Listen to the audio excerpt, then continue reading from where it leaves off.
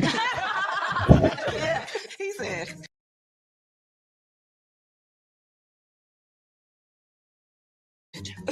Very passionate, ambitious, a little aggressive. Okay. Elaborate.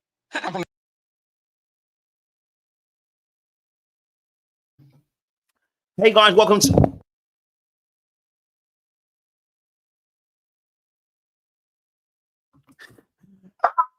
That was aggressive. You see how I did that? See how I grabbed the mic? That was very, very aggressive.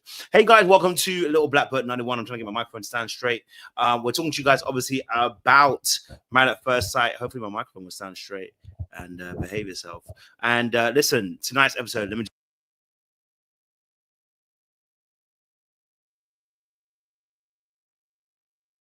seem a little bit personal, the way it's behaving right now. But I want to say, listen, welcome to Little Black Book 91. We're talking to you guys about Married at First Sight. Listen, I can't lie to you, pissed me off. Okay, Emem pissed me off. Sorry, Ikechi pissed me off. I don't like that kind of stuff. Listen, when it's due, we call people out on what they do. But when it's not necessary, I don't like that stuff. The excuse of I'm from the South is some bullcrap. It's some bullcrap.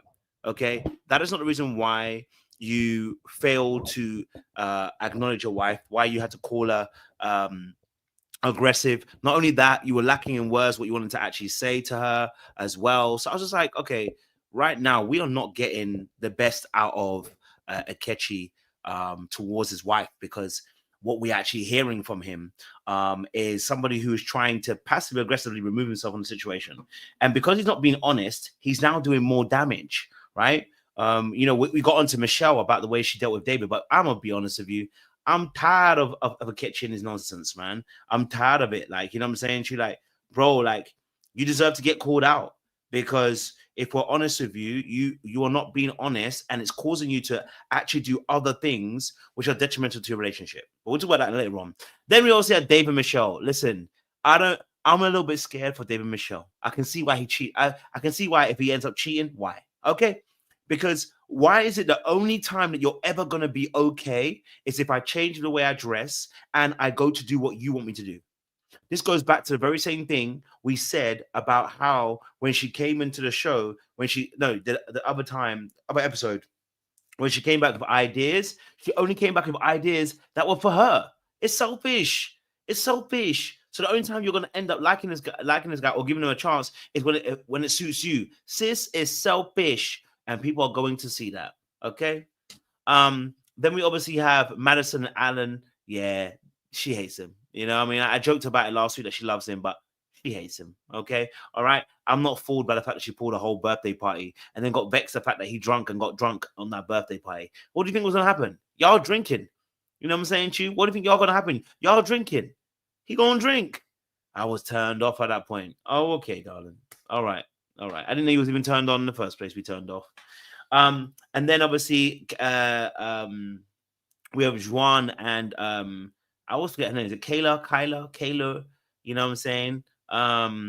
You know, let's be honest. I feel for her. She wants some physical affection. Juan said, I'm not about physical affections. Okay. Juan is giving that he never got a hug from his parents or family members, which I understand. It's something that can be fixed, but he has to pay attention to that situation. He has to pay attention, you know, and you know, I think you know, we have to be fair to that as well. You know, someone said that one might be a little bit.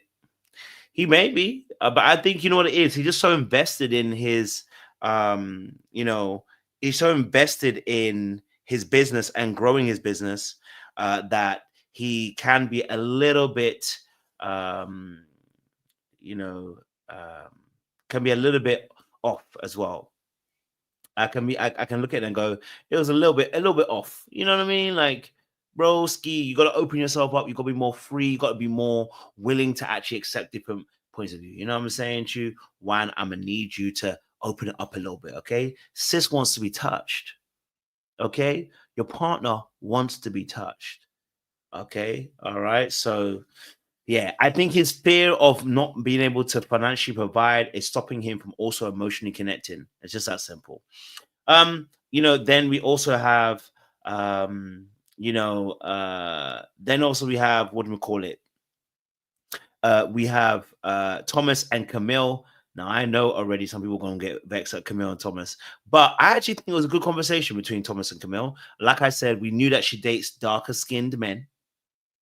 Now, my thing was, sis can't get mad when he makes a comment about, I thought you didn't date light-skinned men when you light-skinned. Okay? All right. That's my only issue with Camille. I don't think you get the right to be annoyed about being frustrated about when he said he thought you don't date light-skinned men because you're light-skinned. Because you out here were judging him for his culture, which is fair. Okay? All right. He made a judgment. You made a judgment. It is what it is. Okay? All right. We're all going to go home. Okay?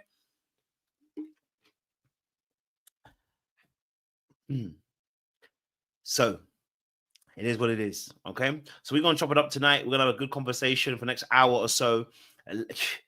Whew, baby. It going to be interesting. Okay? That's what I'm going to say. It going to be interesting.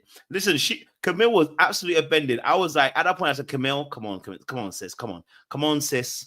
Come on. Okay? You don't several times told that man that, culturally he ain't, with the brothers like that. And that's fair. I said, you're allowed to have that.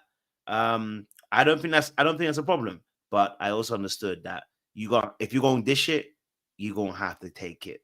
Okay? You can't do the dishing and you can't be not taking it. You get what I'm saying, Chu? You can't be doing the dishes and then you can't be not taking it. That's my only issue with the situation. Okay. All right, listen, let's get into this, man. Let's have a real conversation tonight. Have some fun with it as well. If you do want to join the panel, I will put a link in the chat as well. I know a few of you said you wanted to join today. Please come up. Yeah. If I don't know you, come up. If I do know you, fine. If you've been on the panels before a few times, fine. But if you haven't earned the right to be no camera-less, if you're just new here, you should be cameraing up so we know that you're not a crazy person.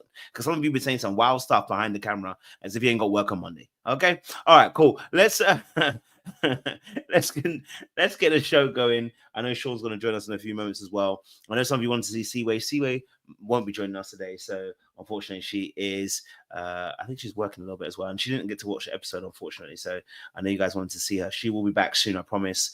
But she's busy being a star. So shout out if you haven't followed her on TikTok. Make sure you guys are following Seaway on TikTok. She is blowing up. I love to see it. I love to see you guys following El Cid as well. She's doing a great YouTube as well on around a lot of the shows like Love Is Blind that are from like Mexico, Brazil, and all that kind of shows. Ultimatum. So make sure you guys are following El Cid on YouTube as well. And make sure you follow Another Round J as well to do some great content on this sphere as well. So I love to see my people that are connected are doing their own things. Is what we've always wanted to see from our people. Then you understand what I'm saying to you? You get connected and you go out and you do your own thing.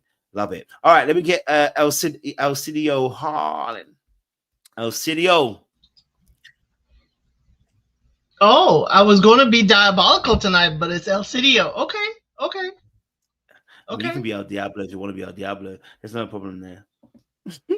Don't matter. We're being aggressive tonight. We are here to be aggressive tonight. Okay? So we will teach, considering I'm in the South too, we're going to teach Ike about aggressive today. I think we should start there because I want to start strong. I've got the most energy. Let's start at that point because Ike done come out and said that his wife was aggressive. Now, you know me, listen, I'm always willing to defend, try to understand people's point of view. But because I haven't seen anything on the show as of yet, 8 episodes in, I'm yet to see a level of aggressiveness from Emem towards Ikechi that I'm struggling to see how he got to a point where he said there was some aggressiveness. And so I guess I didn't really come to that conclusion. Now, he might have got more aggressive vibes from the dude, but I wasn't seeing any aggressiveness from Emem at all. And, I'm always happy for people to say their pieces, you know what I mean? But I didn't see that. So let's start there. Elsie, talk to me. What was your thoughts on that? I mean, that comment was quite a comment to make.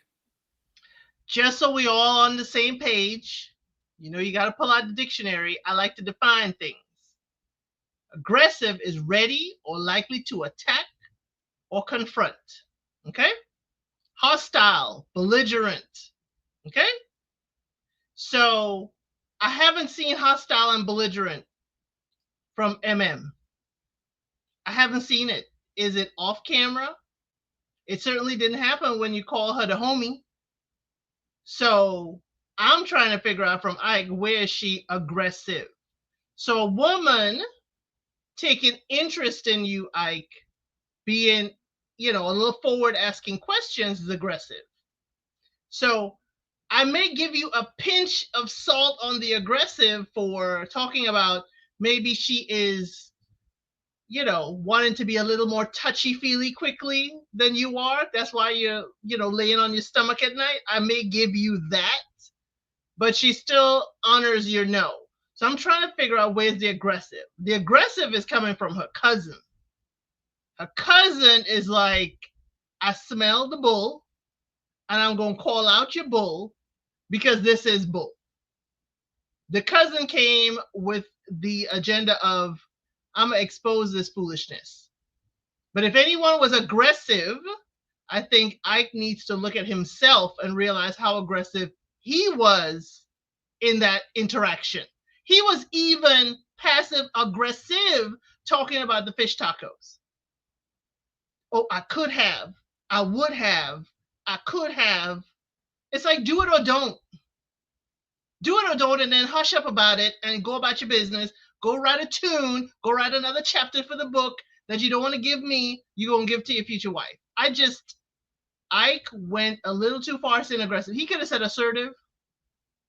She's a little more upbeat than I'm used to. She's a little more direct than I'm used to. There are so many things for a writer, like he claims to be. He should be a wordsmith and be able to use a less triggering word than aggressive. But that also tells me his vocabulary is very limited. So I really don't want to even see that book because he probably only got 5 pages written and it probably aggressive.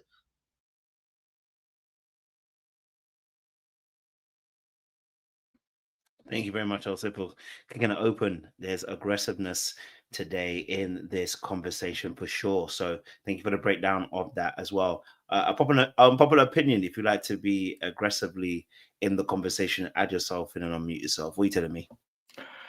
Reporting live from my mama's house in Chicago, Illinois. Ike is super whack. He is a lame weirdo.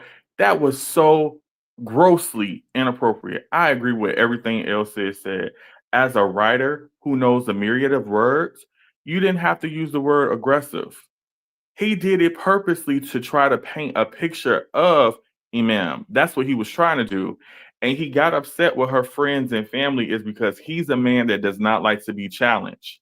Because even when he says, oh, I feel like y'all interviewing me. No, we're having a conversation. You're making statements and I'm responding to you. And because you don't have a good enough answer to make you look well on this show, you want to get hostile at us, trying to make us seem like we're the bad guy. No, you're the bad guy. And then to get on the after party with Keisha, Camille, and Stasha, and to try to continue the same narrative was even more gross. Ikechi, if you don't like this woman, say you don't like her. We can all see it because the questions they asked was perfectly fine. How can you say you want to get to know this woman, but then you're always saying you're too busy to make time to spend with her? You work at a school. That's a 9 to 5. No weekends. So what you too busy with, dog? Yo, whack. Super whack. The epitome of whack. He has crossed the boundary. We all know in days and times like this, you don't use the word aggressive towards a Black woman, period, especially when you know she hasn't shown any kind of aggression. And then you got upset at the word nonchalant. It's because it means that you don't care. So when she pointed that out, you caught what she was trying to say. Yo, he's whack. That book ain't gonna sell. Like I told y'all, be on the lookout for the fake Love Jones brothers. Always a bad vibe. Yeah, I caught that. I can't lie to you. I've really, really caught that when he said, when he decided to get frustrated about the fact that they said nonchalant. I was like, how are you getting vexed about nonchalant when you just call someone aggressive? You know what I mean? Like, you're trying to make her out like she's the only issue in the relationship. and making you seem like the perfect guy. And well, this is again going back to what they said earlier in the season, that he will point out the flaws of that person because he's looking for perfection. But somebody who's looking for perfection is also themselves not really being honest about the flaws that they actually have. That's why they're still also looking for those perfections as well. So yeah, good point out there as well. Shout out for the super chat as well. He said, "I'm in Chicago, where it's Ikechi to see aggression." He needs to see some real aggression before you can talk. Trey, talk to me. What's your thoughts on this aggressive comment by Ikechi? What's he saying? You know, it was out of order. Was it in bounds? Did you see something that we didn't see? Let me know. What's your thoughts, man? Evening, y'all. It was technically out of bounds because as soon as we said it, we knew where this conversation was about to go. Now, the funny thing is, I decided that before I went on my little rage when I heard the comment, I was like, "Oh God, here we go." I took a step back and I went, "Okay, wait a minute now." He probably should have used different wording. You know, like else it kind of took what most of my points. Yes, she's assertive and very steadfast and upfront when she speaks. The funny thing I always come back to is this just a fear of the word itself or the connotation that might comes with it? Are we sure? You know, because if I have to be honest, I put it on the same, just coming from a different standpoint, I put it on the same level. We have this, women have the reaction to the word aggressive, just like men have the reaction to the word sassy. It's the same exact reaction from each other's standpoint. Yes, it is, LC. Now you're about to start proving my point here. We react the same way when we get called sassy as women react when they hear the word aggressive. Now, the funny thing is, there's two parts of aggressiveness. I was going to ask two questions. First one was, at any point, did it look like Emem has been ready to attack or confront Ikechi at any point during their relationship? It doesn't seem like it to me. That's the first half of the question. The other half is, does Emem come off as she's a woman who pursues her own interests, sometimes forcefully and unduly so? Probably so, especially in her business practice. So in some way, shape, or form, I can see how she may come off aggressive in some ways. Just in some ways. So the term is not completely wrong, but in the sense of how Ikechi was using it, we knew it was going to be an issue. Now, here's the problem with all this. Even though Ikechi got on my nerves this episode, and he's been very avoidant, he doesn't like to be questioned, he doesn't like to be challenged. He kind of runs and hides and shrivels up for any time of questioning. The problem with this particular situation is that we knew that this was going to be so before the cousin got there. He already felt some type of way about him from their first interaction. You know, whether right or wrong. The thing is, I did not agree with, I actually agree with 90% what the cousin was saying. Agree with 90% what the cousin was saying.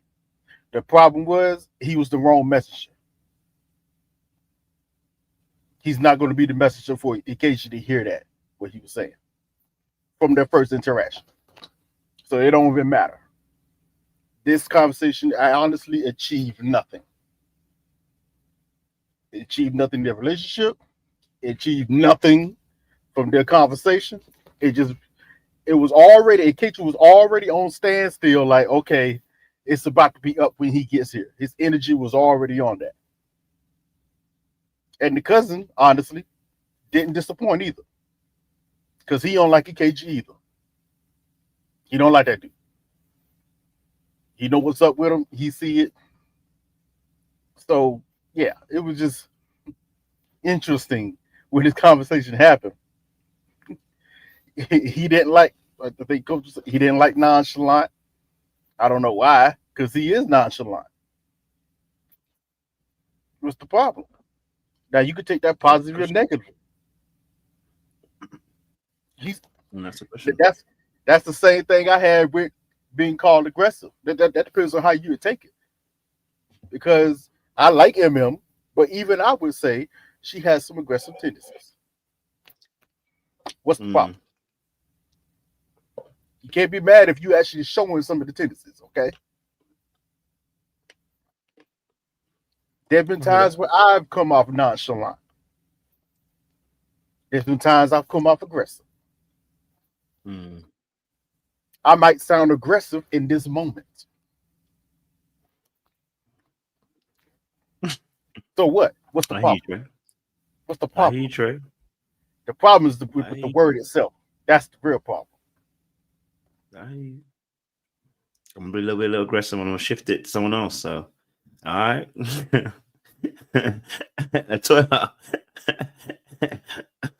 What's your thoughts on the situation? I like what Trey said. He's offered a different opinion, so we're here to have a discussion. So, talk to me. I've been gone for 2 weeks, so I've been keeping all of this in. I need Itchy to leave my city expeditiously, okay? Before I come and get the cousins on him, right? Y'all know what that means. Maybe Thomas don't know, or maybe Camille don't know, but in a minute I'm gonna have to get the cousins, because not only am I offended at what he's saying about women from Chicago, but that he dared on national TV to call her aggressive because he feels inferior to her, right? Number one, like, if you don't like it, you don't have to be here. Go back down to the South. And that's not knocking the South. But, you know, he is used to what he used to, and he seemed like he wants that speed. You know, and I don't want to make assumptions about what that is. I can, you know, do that if I want, but it's not worth it. It seems like his comfort level is that of where he came from. Well, we Northerners, baby, it's not the same. And then you add on that, she's a Nigerian woman. And so what I don't like about people like Itchy is that, number one, he doesn't take the time to build up his social skills so that he can win in relationships and win in life and win in his career. So he's not going on a show to try to like do another form of marketing. And I don't like that you want to talk down to a woman because you don't feel like you measure up. So for me, it was a lot going on there that I just did not particularly like.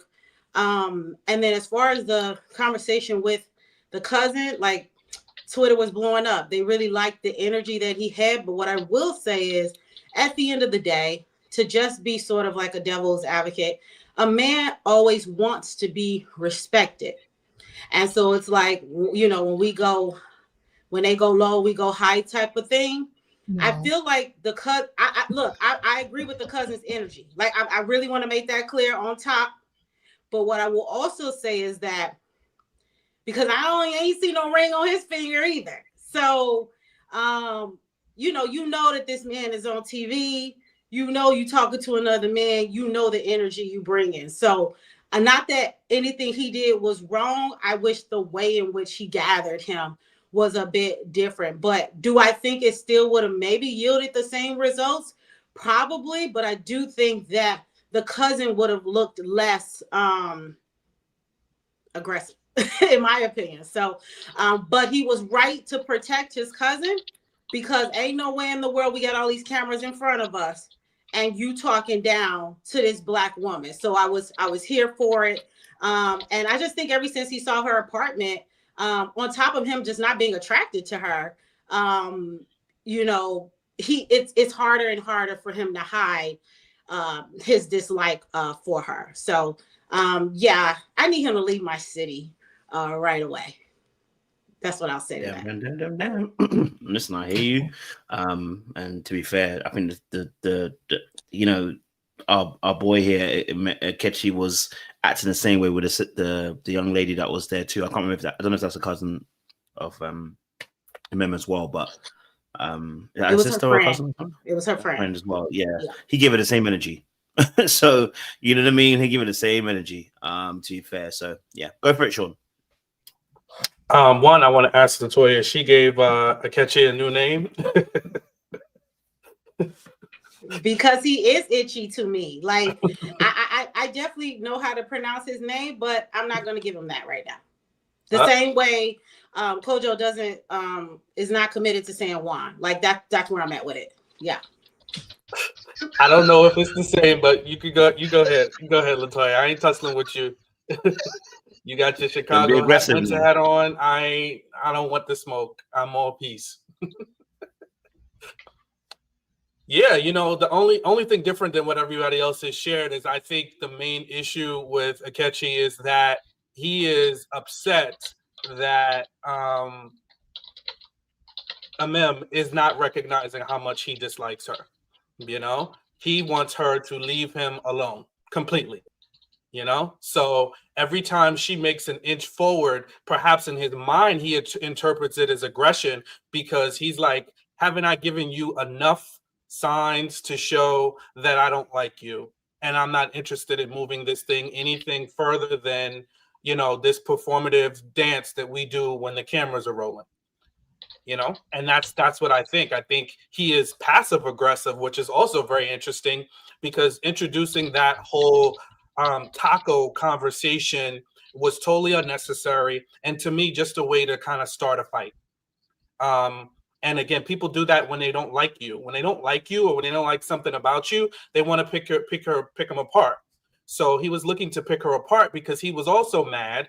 As much as he doesn't like her, he likes his image more. So it came off that he didn't do anything with this little party. So now that Emem has ordered the tacos and done everything, it doesn't leave him with anything to do.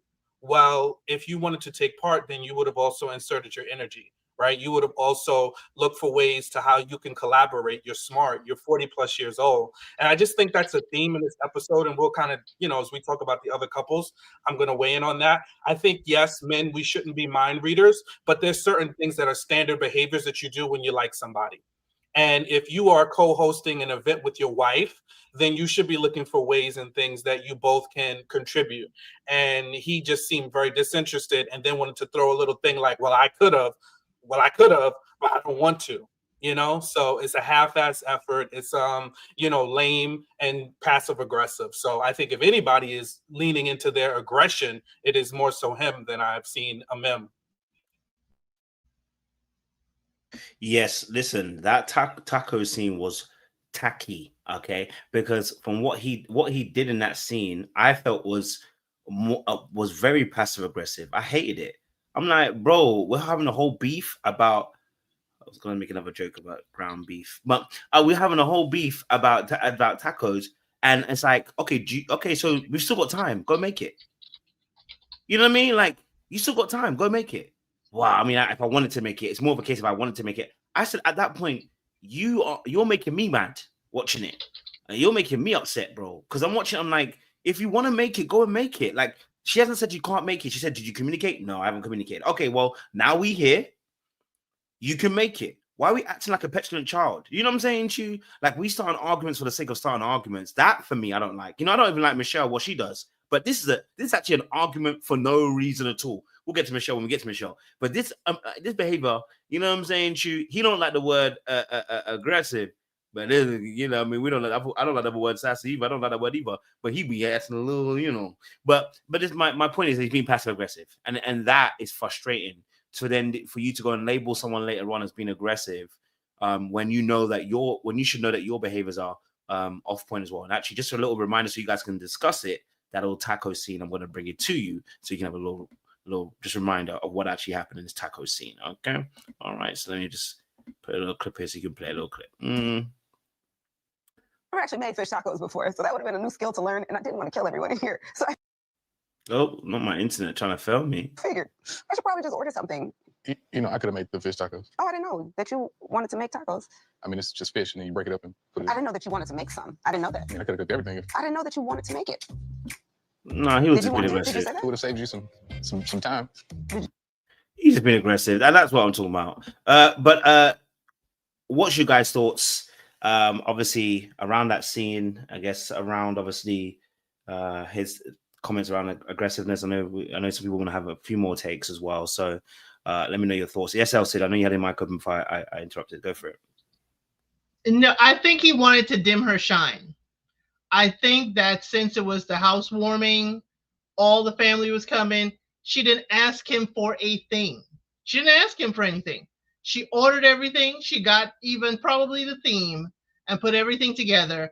And now he's looking around like, oh, there's nothing for me really to say or anything negative for me to do other than I could have helped, but you didn't ask me to. And it's like, dude, this ain't how you do a partnership in a marriage. Either y'all are planning together or not. But then in the after party, he said he had a whole bunch of work to do.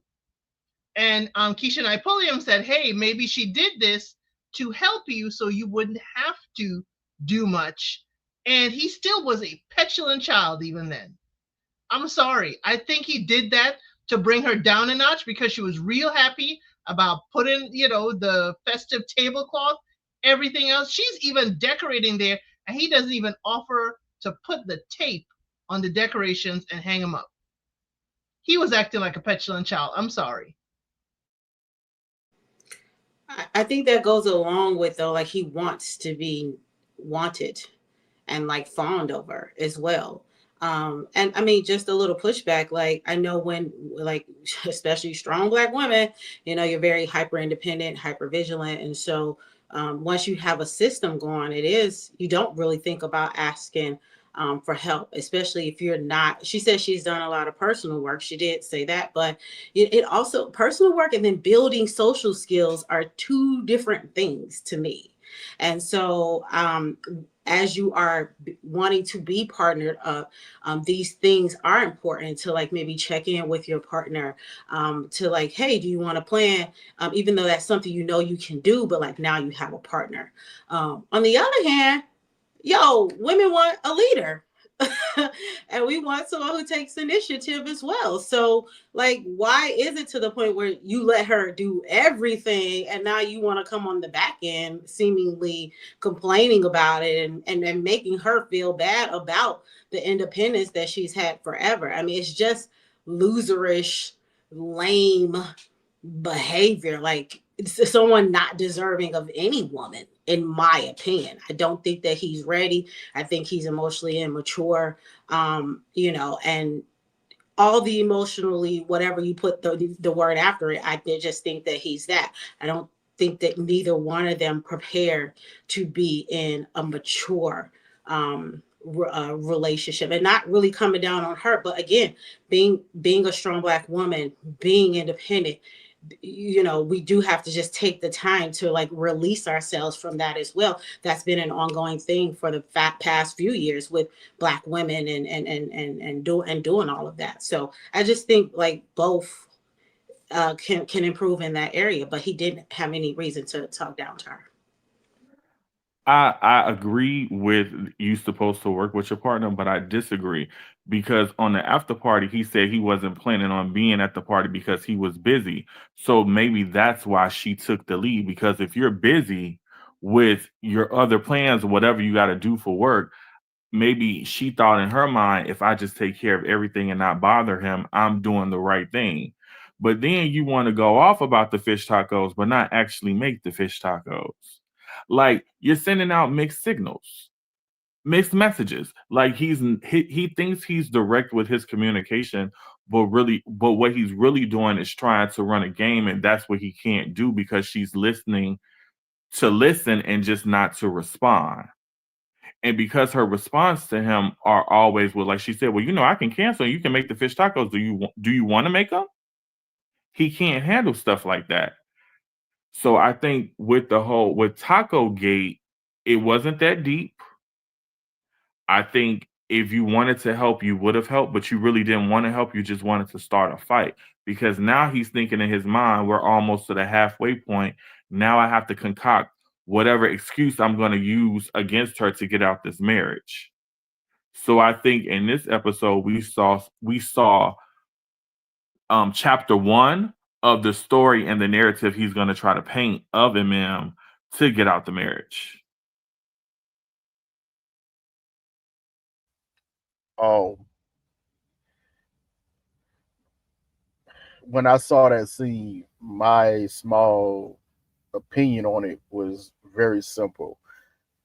Because he felt left out of the decision making, he decided to be petty and wanted to argue about some fish tacos.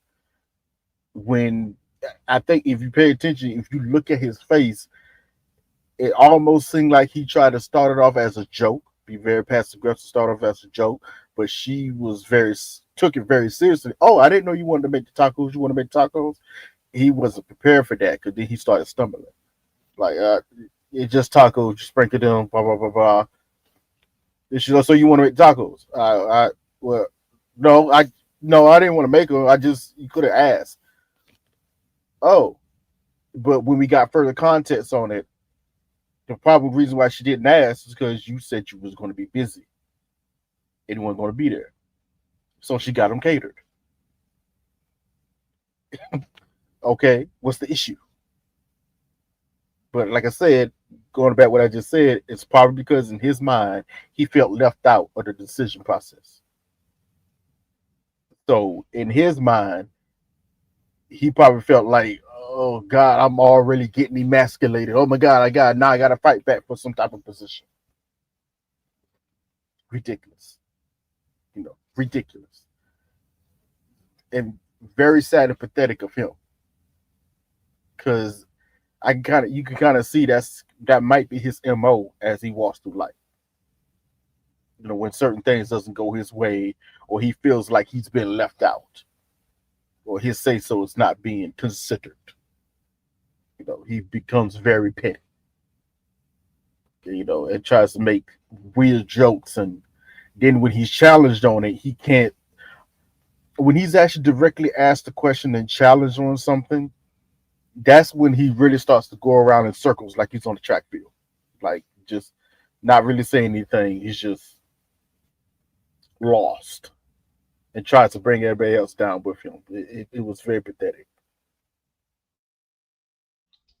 But then Trey, in that angle, once you start saying this and she gets mad, he will feel justified and say, see, this is aggressive.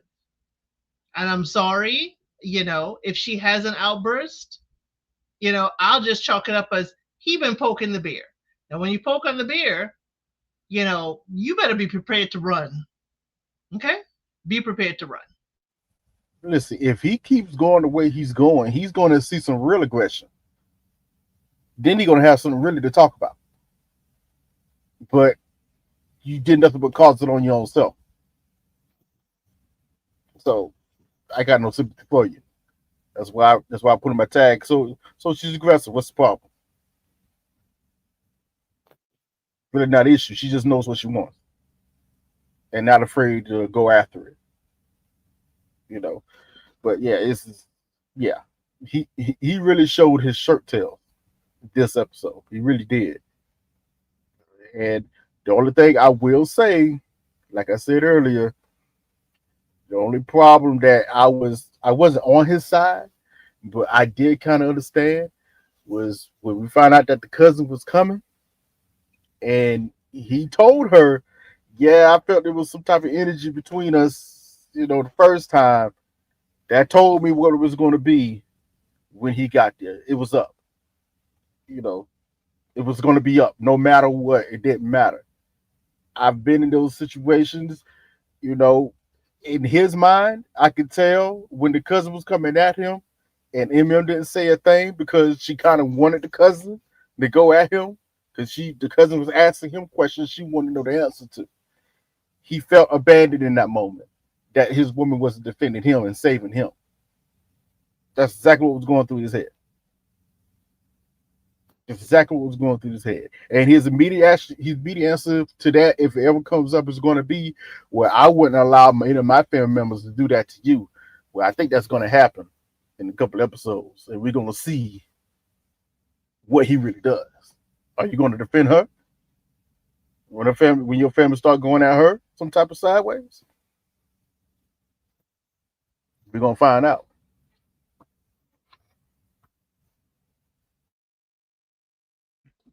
Good points. You know, I do think that, you know, with the situation with Ikechi, I think, you know, these situations can be solved by good communication, you know, really describing what's really going on inside of your head. And I feel like he misses an opportunity to use that creative language that he has to be able to express fully what's inside of his head.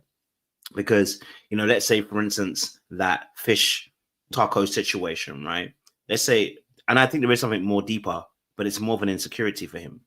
The lack of ability to be able to be vulnerable also is contributing towards that, right? To be able to really express what happened, right? Because I can actually understand how you can have two sets of mind. You can have a, how do I say, a double mind in a situation, right? You said you're going to work and you're busy and she's handling everything. You still feel some type of way because maybe you wanted to be included in some type of way, right? You want to be consulted on something, but you still got to express that, right? You still got to be vulnerable enough to be able to say those things. So it doesn't now look, and I said, me and Sean spoke about this the other day, that, and I was mentioning this, is that, you know, I'm only starting to realize now is that any time that you struggle to be able to express yourself and you express yourself through behaviors, oftentimes that tends to lead to manipulation. And that doesn't mean you're necessarily a manipulative person per se, but it tends to lead to manipulative behaviors, right? So the inability to express himself, maybe even in that taco scene, now leads him to what? Now kind of playing this game with her. And now it looks manipulative, right? Simply because he did not express himself in his fullest about what his true thoughts and sentiments were. The lack of and the fact of the matter is, he can't do it yet. Because if he could, he would have done it, right? Because even if he doesn't like her, he would have still expressed it, right? So the reality situation is, for anybody in general, of course, I'm not backing Ikechi at all. It's just it's a watch that scene and also look at it and go, are there behaviors that I also exhibit? Because there's times where I may not express myself, but I'm being passive aggressive and it comes off manipulative, when it should just really be a case of just explain what's in your mind. Explain what's going on in your head. You know what I mean? Like, be vulnerable in that space. You know what I'm saying to you? But now we're at the dinner and we're now with friends. And now at that place, we're now calling our wife aggressive. And then we are sensitive when we're being called out being nonchalant. And it's like, how are you going? You know what I'm saying to you? Like, now it looks even, now again, it looks even more manipulative. You know what I'm saying to you? Or because you're not actually fully communicating the way you need to communicate, which is why we always say that you don't, when you're communicating, you can't just think about you. You have to think about the recipient on who you are also saying the message to. And I didn't see that from Ikechi. I didn't see that from him. I didn't see him taking care with the words he said. I saw him getting frustrated, and I saw him actually kind of almost as well, I would say, displacing some of his frustration. You vexed with a cousin, be vexed with a cousin. Or you scared that he's gonna beat you up. Because, bro, why you flip? You know what I'm saying to you? From what we can see, Emem ain't done nothing to you, bro. You know what I'm saying to you? You want to go toe to toe with a cousin, right? Go back and forth with him. You know what I'm saying to you? Put that where it needs to be put. But if you don't learn to express yourself a lot of times and be vulnerable, it tends to lead to what I would say very manipulative behaviors. But I don't think it's just because of the house. I think generally in all things, he doesn't like her. And number two, also, it does also then add more pressure that she's doing very, very well for herself and maybe has a more independent spirit. And maybe that's not what he wants. Fine, but you got to communicate that, because anything else, it just looks manipulative. If Let me I ask a can question just- to you. If I can just interject, I definitely agree with you, Coach. I think the one issue that everybody on Married at First Sight has over the various seasons is that it's hard to say that I don't like this person without looking like the villain. And then what tends to happen is they start showing these manipulative behaviors. And, like, you know, nobody wants to look like the villain, the Alyssas, the dude from Atlanta. Nobody wants to look like that, because you can already tell people want to keep their public image up. So I think that's the big issue with, like, Madison and Michelle and Ikechi and so many others, is like, how do I really say that I wanted to be married, I got the marriage, but this isn't the person I thought I was going to get? Expressing that I'm, like, I don't want to say disappointed, but I'm sort of let down, like, yo, I'm not really feeling this person. I may not be attracted to this person. I may wanted somebody a little bit differently and not be crucified by the public. But what they end up doing is acting crazy, and then you still get crucified by the public instead of just being a little bit more honest and upfront with how you're feeling. Now, as far as the cousin, I don't think the cousin was aggressive at all. I thought the cousin was direct. As a man to man having a conversation, and especially when you're talking about one of my female friends or my female relatives, if you're saying some things that don't make sense, I'm coming back with the follow-up question. The cousin was very poised. He didn't raise his voice. He wasn't elevated. No attitude at all. But he was just direct. And I think a part of what Ikechi does is he feels he's the smartest man in the room. And when you get around Emem and her friends, so she's highly educated, so I'm assuming her friends are also going to be highly educated. I'm also going to assume her family's highly educated. You can't compete. You can't shut me down with your words and, speaking softly and saying all of this stuff. Like, they peep game, and you just mad that they peeped your game.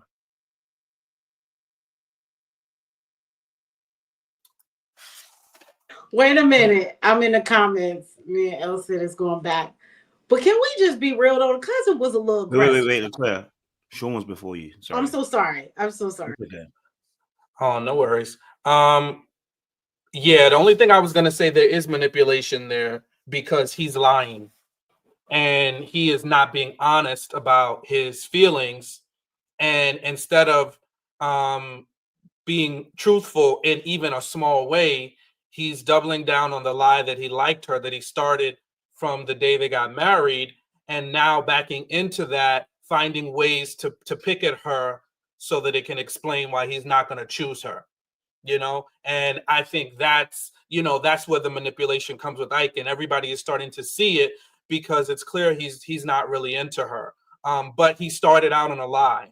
So instead of being honest or trying to insert some honesty along the way, and as much as we may be annoyed by Michelle and Madison, and even Camille to an extent about their displeasure with some of the aspects of their partner, they're being honest about their feelings, which, is important. But he hasn't done that. And he does, like everybody said, thinks he's smart.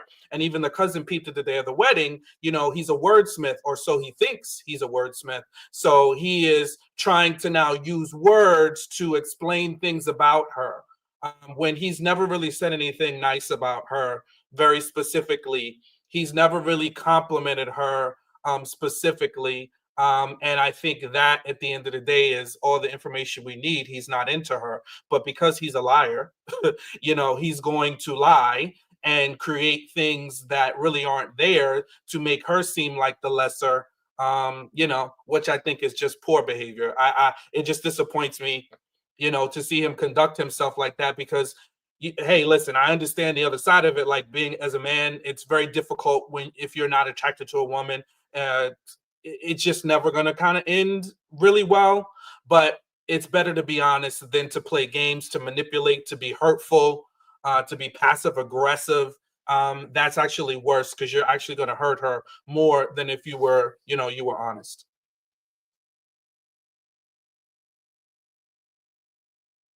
Go for it, Toya. Sorry about that. Go for it.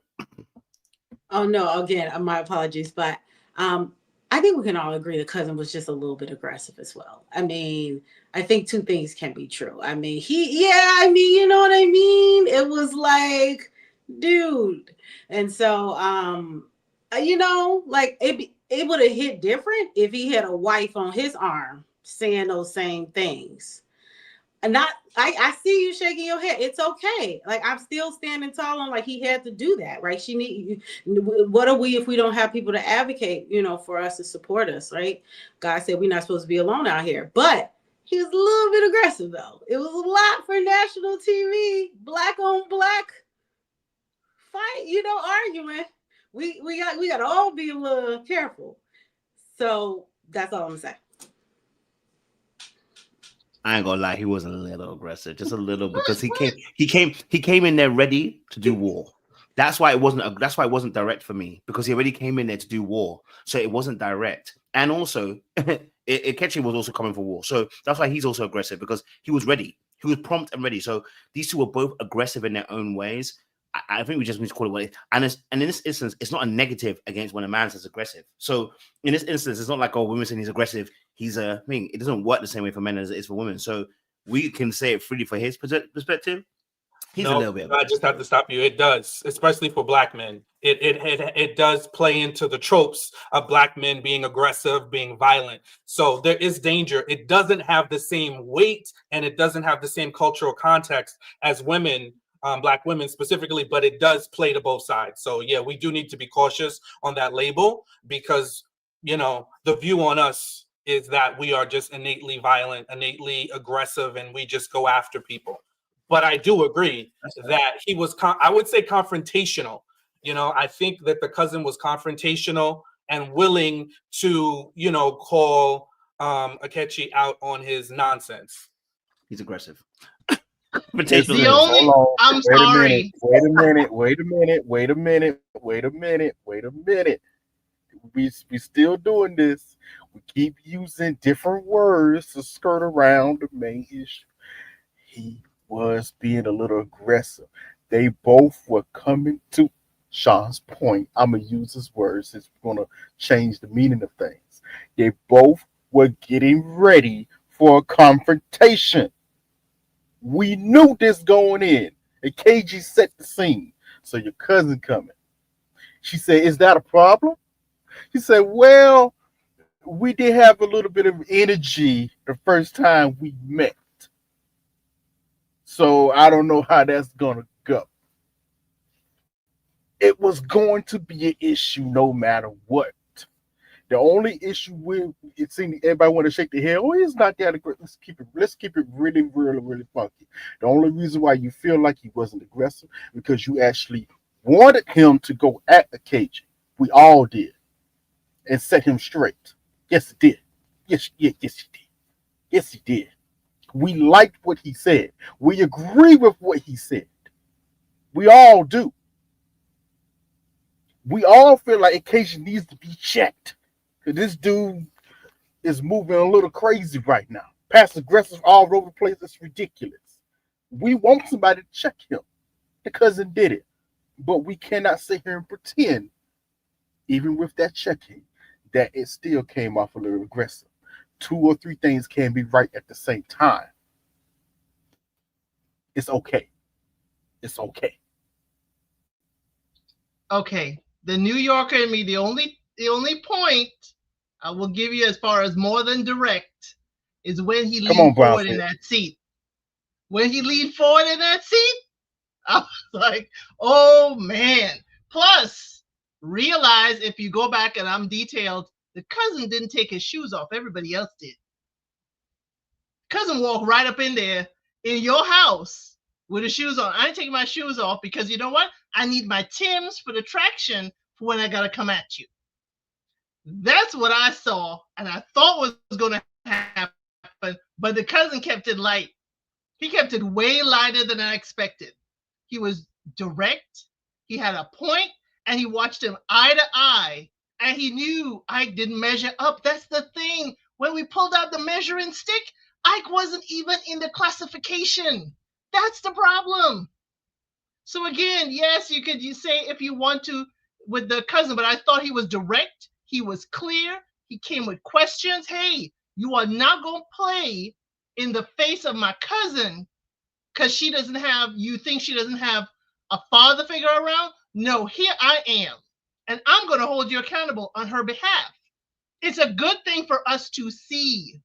It's a good thing for us to experience and see. Because, yes, she could have set it up. But you know what she could have also done, Troy? She could have told him nothing and let the cousin just walk up in there and he'd be blindsided.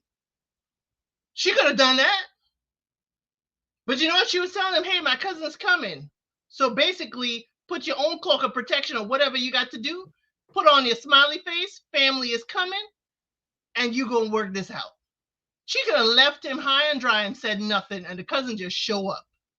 So again, maybe I think, go ahead.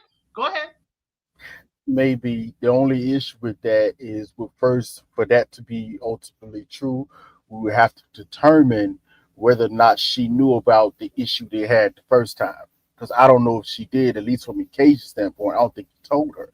The cousin probably said something to her. They probably talked about it, most definitely. I don't know. If they did, they didn't. I don't know. She said she they did. them because they were busy. So when you make that statement kind of doesn't ring true anymore.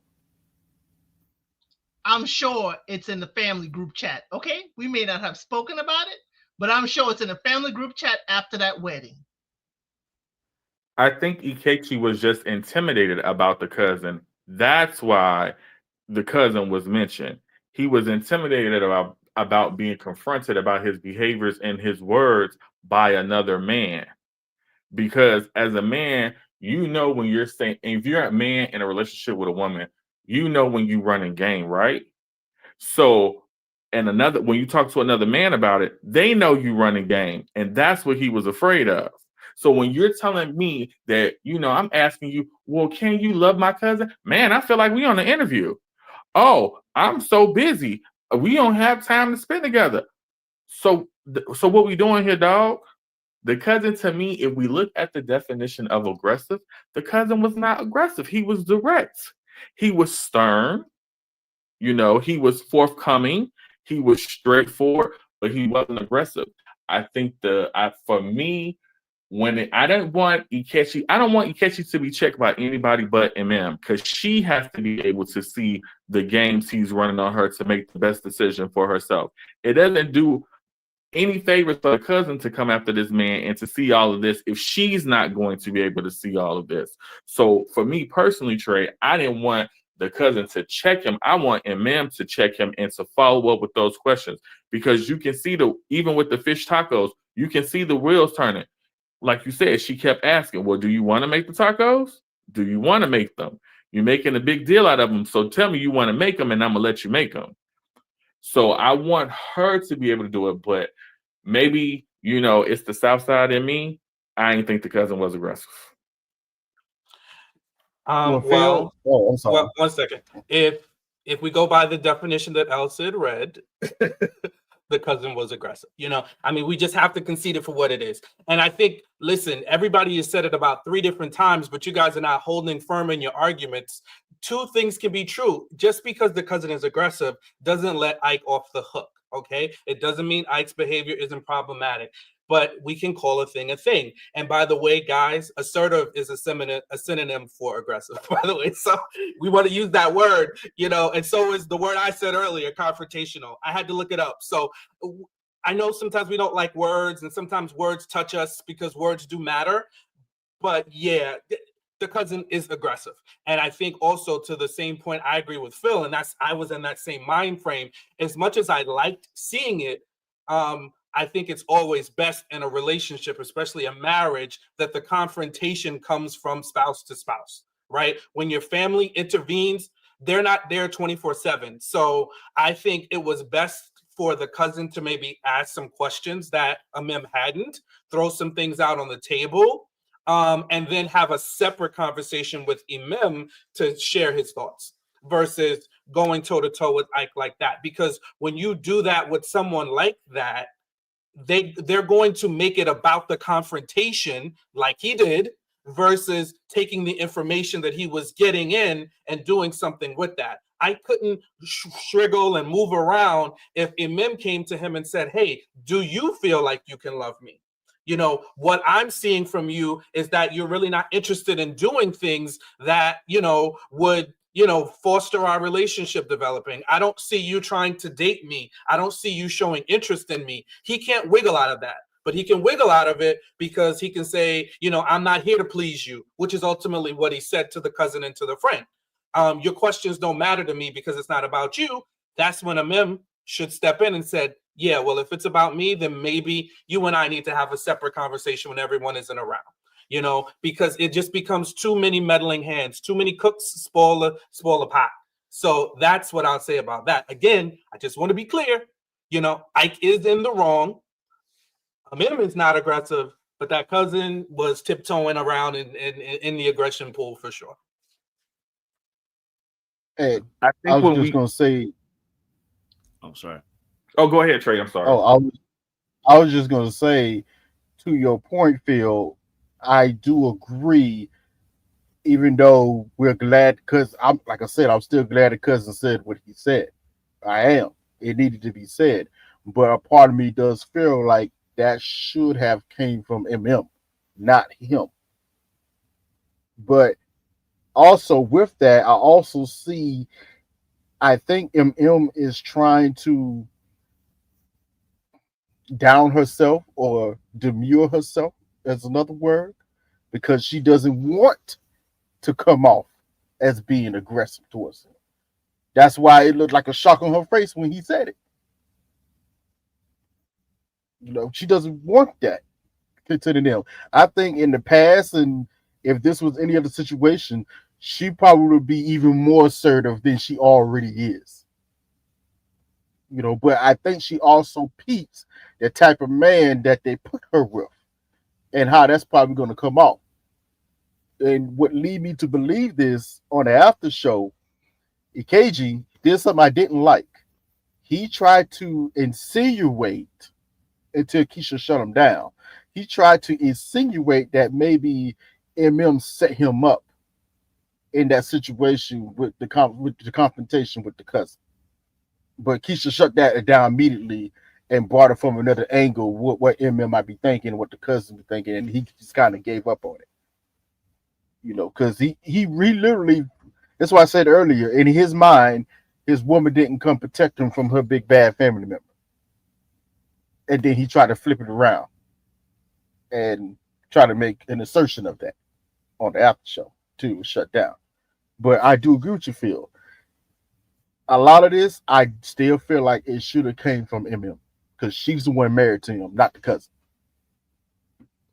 It just should. Yeah, But how? But Oh, how? sorry.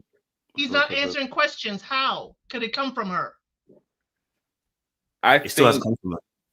Go for it, Phil. Sorry, go for it. I think I definitely agree with you, Sean. I think aggression is a synonym for assertive, but I also think we need to remember, and this is just for me on a professional standpoint and when I do things, when you use certain words, you're trying to invoke certain feelings out of people. So when you use the word aggression and aggressive, that makes someone seem like I'm in danger. So if a woman and a man, or if a man is trying to talk to a woman and, you know, she go back and tell her friends, oh, he was aggressive, you're putting in your friend's mind that you were in some sort of danger. And that's the problem I have with using the word aggressive, especially when it comes to the cousin, because it's invoking that feeling of fear or danger in my mind of another person. And that's why I just don't think happened. I do think they are the same. I can't concede on that. As far as how can Emem say it, I think she's going to start saying it. That's why I think he's writing his book, and chapter 1, aggression, is going to start his narrative and his campaign to paint her out to be a certain kind of way. Because anytime she, from here on out, I put money on it, when she expresses herself to him, he's going to use the word aggressive or some synonym of that form to make her look a certain kind of way. That's why I ain't like her, because she's not soft enough. And then when he said he's from the South and he was from Houston, he don't remember Hurricane K. He forgot about Hurricane K, how she ran through that house tearing it up. Those wipes, she flipping over tables and chairs and stuff like that. So, you know, and I've lived in the South for years before. The women in the South get down with the get down too. They'll pull out a pistol quick on you, just like the South Side ladies in Chicago and them Cadillacs pull out their pistols on you too. So, you know, it's just all wordplay at this point. But I'm with y'all. Yeah, and I think Emem could confront him just like she did when they were having the taco conversation, that taco debate. You know, just a few more steps. She was on to him, because towards the end of it, she was like, "This is what I'm talking about. We need to, communication is key. Because if you want to make them, you can make them." And then that's when he backed out of it. So I think that's how you have the conversation with them. Hey, listen, is there something on your mind? Did you miss out planning this? Is there something else you're thinking?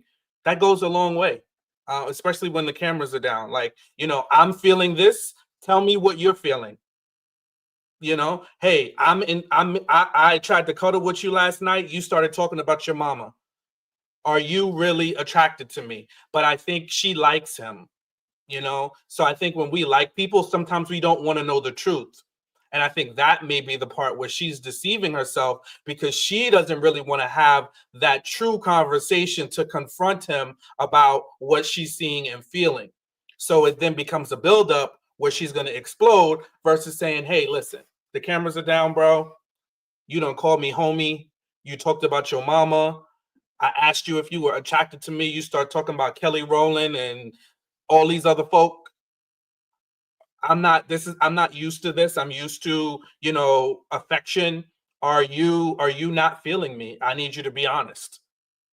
And I think that's the only way, because I think we want to confrontation when we see somebody but you're not going to get to the truth because the person's going to play with you. So you got to disarm them a little bit. And I think she could stand to do that probably a little earlier on, because she kind of knows what it is when it comes to him, and just disarm him, have the conversation. I love where we went to. So I'm going to ask the panel for solutions now, right? So you can choose either Emem or Ikechi. I'm asking for that's his face. I'm asking for solutions now, right? So either for Ikechi, what are the solutions in him in how he's going about this situation with Emem? If we believe that he doesn't fancy her, or doesn't find her attractive, or doesn't like her, what are the ways that he should go about it? I want solutions. And if you're Emem, if she's got this situation where potentially this man here is pretty much almost playing in her face as well, what are the ways that we should be handling this? What are the ways that we should go about having a conversation to make sure that we can foster more of an understanding? That might not mean more of a marriage. It might be more understanding. Yes, Latoya, go for it. So two things. The first thing, which I don't think is realistic, I don't see Emem speaking up for herself. She very much comes off as a people pleaser. She's okay with abandoning herself to try to see how this relationship goes, because whatever reason she's attracted to this man. And so, she's willing to just play it out. But I don't think that she's actually going to speak up for herself. I can make a whole bunch of assumptions as to why. But, I did a post on Threads earlier that kind of went viral. It's like we got to look at cultural backgrounds and things like that. And, her being of Nigerian descent, not a lot of talking back over there. So, so that's one thing. The second thing is, as Sean was talking, I was like, you know what? If I was to do something like this, I would have a therapist on standby. Like, I'd be like, we got to talk every day, yo, I'm paying you. If these so-called therapists are not going to be available or whatever, I'm going to still make sure I arm myself with support and someone who can listen to me, like wise counsel, not my cousin, and that's cool for the support, but I need wise counsel. And so I would actually, because they all seem like they got good jobs, mine is itchy, but I would pay to have the therapist on deck while I was there, just to be able to navigate it and make sure I honor myself and speak up for myself at the same time. That would be my solution. I don't have one for Itchy. I've already said his solution is he needs to get out of my city. Let's hope he doesn't watch that. I think he has got to see. El Cid, solution for either Ikechi or Emem, either one, that's fine. Solution wise, in terms of conversation, what needs to be had next? Do we have to be nice and nonchalant? You don't have to be nice and nonchalant. You can be aggressive if you want to be aggressive. Okay, thank you. Just asking. Emem, I'm not sure if, as Latoya said, I'm not sure if you can, but he may need a good Chicago talking to. He may need to get that good Chicago slang talking to. That's not professional, and then leave him where you found him, on the side of the road. For Ike, go back to your apartment, write your songs, write your book, and hope you find a publisher that would help you sell it. Because they need to just be separate, because I don't think he is at a place to listen and she is at a place where she's feeling attacked.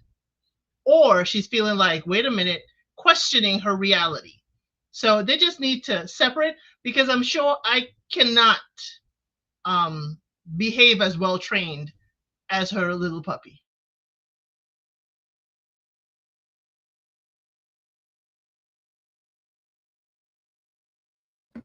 All right, thank you very much. Trey, go for it. We need solutions. I want it short and sharp though. Solutions, all right. I appreciate my guy.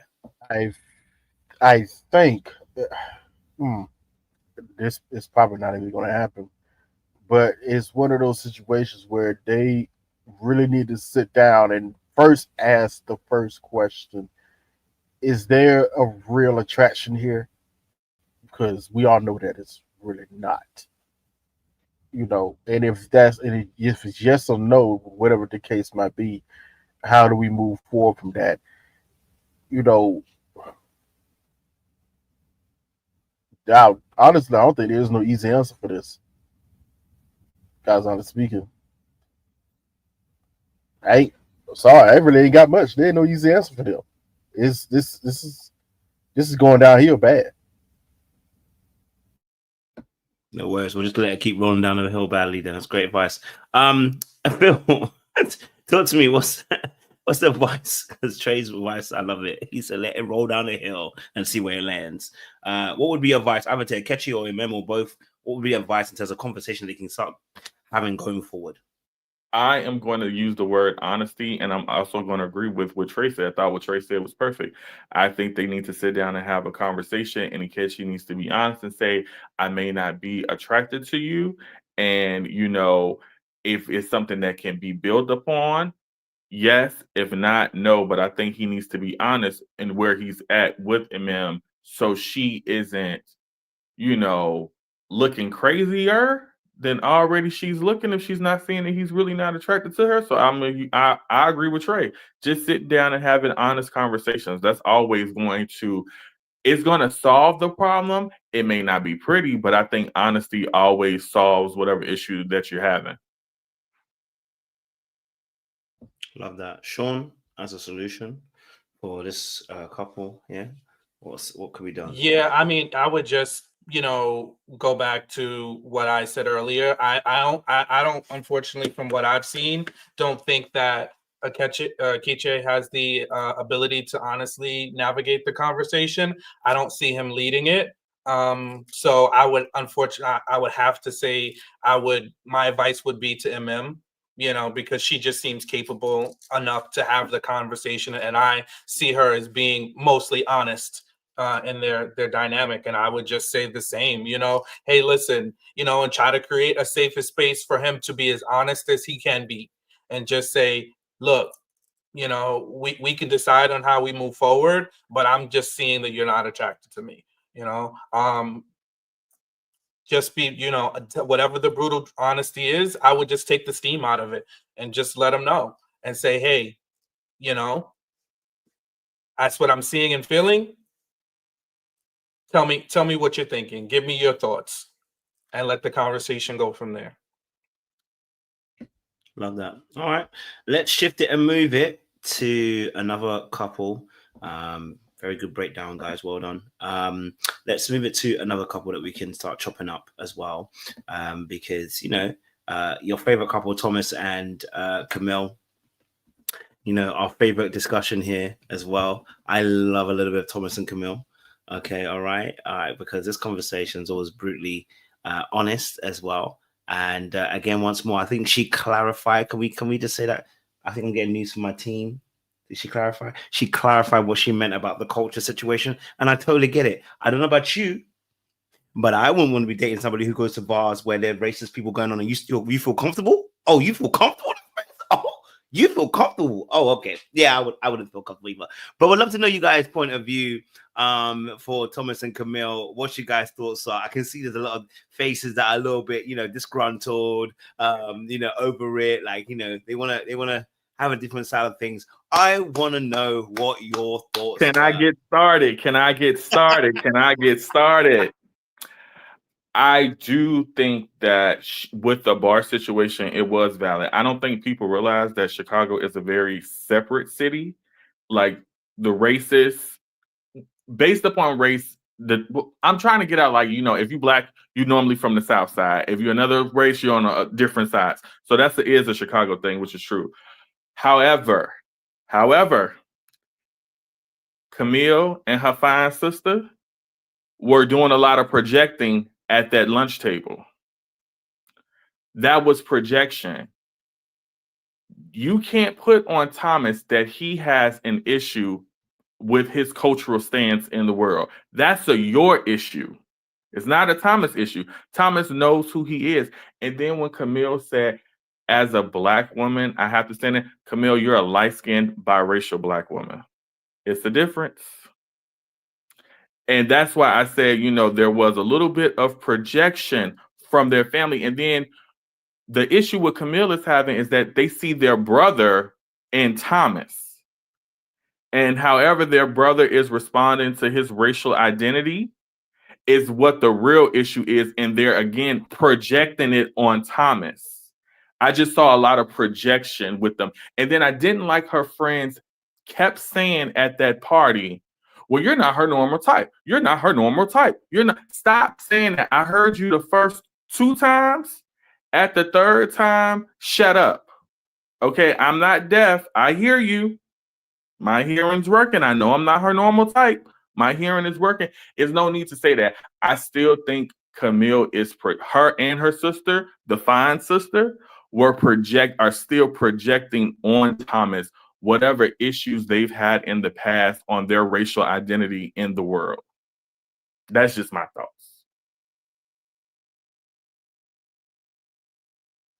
Who wants to tackle it next? I like this conversation. I'll take it.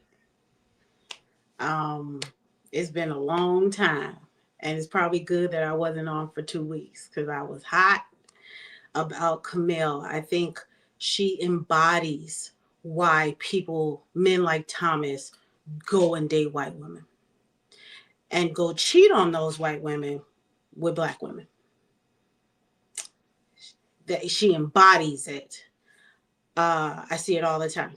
And then also, secondly, I want to bet for my Chicago people, like, we already know if your zip code not 606, are you from Chicago? She's giving Evanston. Okay, y'all? The real, if you know, you know. She's giving Evanston. She's giving, I'm just saying I'm Chicago because we're on national TV, but really I'm from Evanston. First, and then the frumpy outfits, it's the lack of sex appeal. I haven't seen a little black dress. I haven't seen a black heel. I haven't seen nothing. And so I'm just like, Camille, if we was in Chicago, we was at the same high school, you'll be a little different. It's giving the suburbs for me. And again, I think it's a lot of projection, and it's incredibly offensive. I do love the way her sister handled the conversation in terms of just like really taking account, acknowledging that we're all in this same boat and that we have all faced things, but and that we are not a monolith, that there's a lot to us. And so I really, but why does it take the sister though to have to like talk sense into, you know, her sister? That's not like, no, I don't like that. And then the thing about Thomas that I really like about him is that, and I hate for him also, is he actually looks like he likes her. He actually looks like he adores her, like he wants to make her happy, you know, like he is focused in on her. And so also when you see that, why would you now tear him down or make him feel bad about things he can't change about himself? And so that kind of bothers me as well. I think Thomas is handling it as best as he can while also being respectful. But I think that kind of seems like the core of who he is. But yeah, I really don't like it because at the same time, it seems like, and what I love about Thomas is that he might have grew up around white folks, but he want a black woman. And he want to go to the cookout and he want to go to the parties. Like he wants to be in it. And you can show him. But like instead, you're making it seem like he's so uncool, like you're over here like Tiana Taylor or something. Like you're just giving sex when you walk. Like you're not. It's actually absent of it with the frumpy clothes that she continues to keep wearing, and just the entire appearance of her. And so I just really don't like it. I don't know if this is being pushed by the show, or if this is really truly like how she is feeling.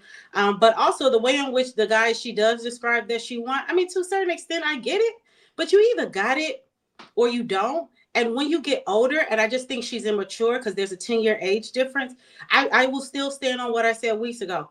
Camille was the type of person where she want her man to look good at everybody. She wants swagger. She want everybody to see it.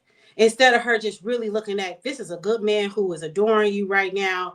And, you know, you have the opportunity to shift the energy in this relationship, especially because he's doing the core things of wanting to be with you, provide for you, and all those things. So she's really, like a lot of these people are sabotaging themselves and gonna miss out. But here's the thing, whatever happens with Thomas, he's not missing out. Because I look at Twitter, the Black women are ready. They're ready. They're ready for when this ends. Okay, and to go and get him as he appears to be a good man. And again, the last thing I'll say is that they really get on him about his upside down smile. He can't change it, guys. Let it go. Not too much on Thomas, everybody. That's all I gotta say about that. Love that. Who's next? Because I can't wait to toss on this. We are forgetting. Not too much sauce on Thomas, please. He cheated in that 9-year relationship. Let us not give him a halo. Please. Let us not forget he's got some, closet stuff that we can't just give a 9-year relationship. And then he didn't want to get married, but you jump on Married at First Sight. Something just don't compute for me with Thomas. Yes, he seems like a nice guy. He seems chill. He seems nonchalant. But that cheating, we're not talking about the real stuff that Camille needs to talk about. She's talking about looks. And you know what? Why does her sister remember the names of his family members and friends? I caught that in the backseat of that car. She called out the names. And I was like, ooh, sis, you remember the names of the people that you just met for a couple hours? And now it's been like a month? Yeah. But yes, the sister is fine. And I wonder with Camille, when they were talking about Camille usually dates darker men, I'm going to ask, is this to help her kind of certify her blackness? I'm wondering. Because yes, he slipped up on how, I thought you would have dated lighter skinned men. Yeah. But I'm wondering, Camille, what is the essence? Because all you're talking about is more, urban and darker skin. There's something to the root of those relationships that didn't work, Camille. And you're the common denominator. But let us not put too much of a shine on Thomas. He has a blemish that we have not dived into because all we're focusing on is that his light on light. And I'm sorry, the sister with the lunch, yes, she handled it well, but it seemed like she is also reading her thesis out for the crowd. Because it seems like she is doing African-American studies. So again, is this common conversation in the family and common talk? Because the sister seems to have studied this and studied the culture. But again, let us not put too much shine. He knows how to iron his shirts. He can iron his shirts. But again, Thomas, what's going on with that 9-year relationship that you were not faithful?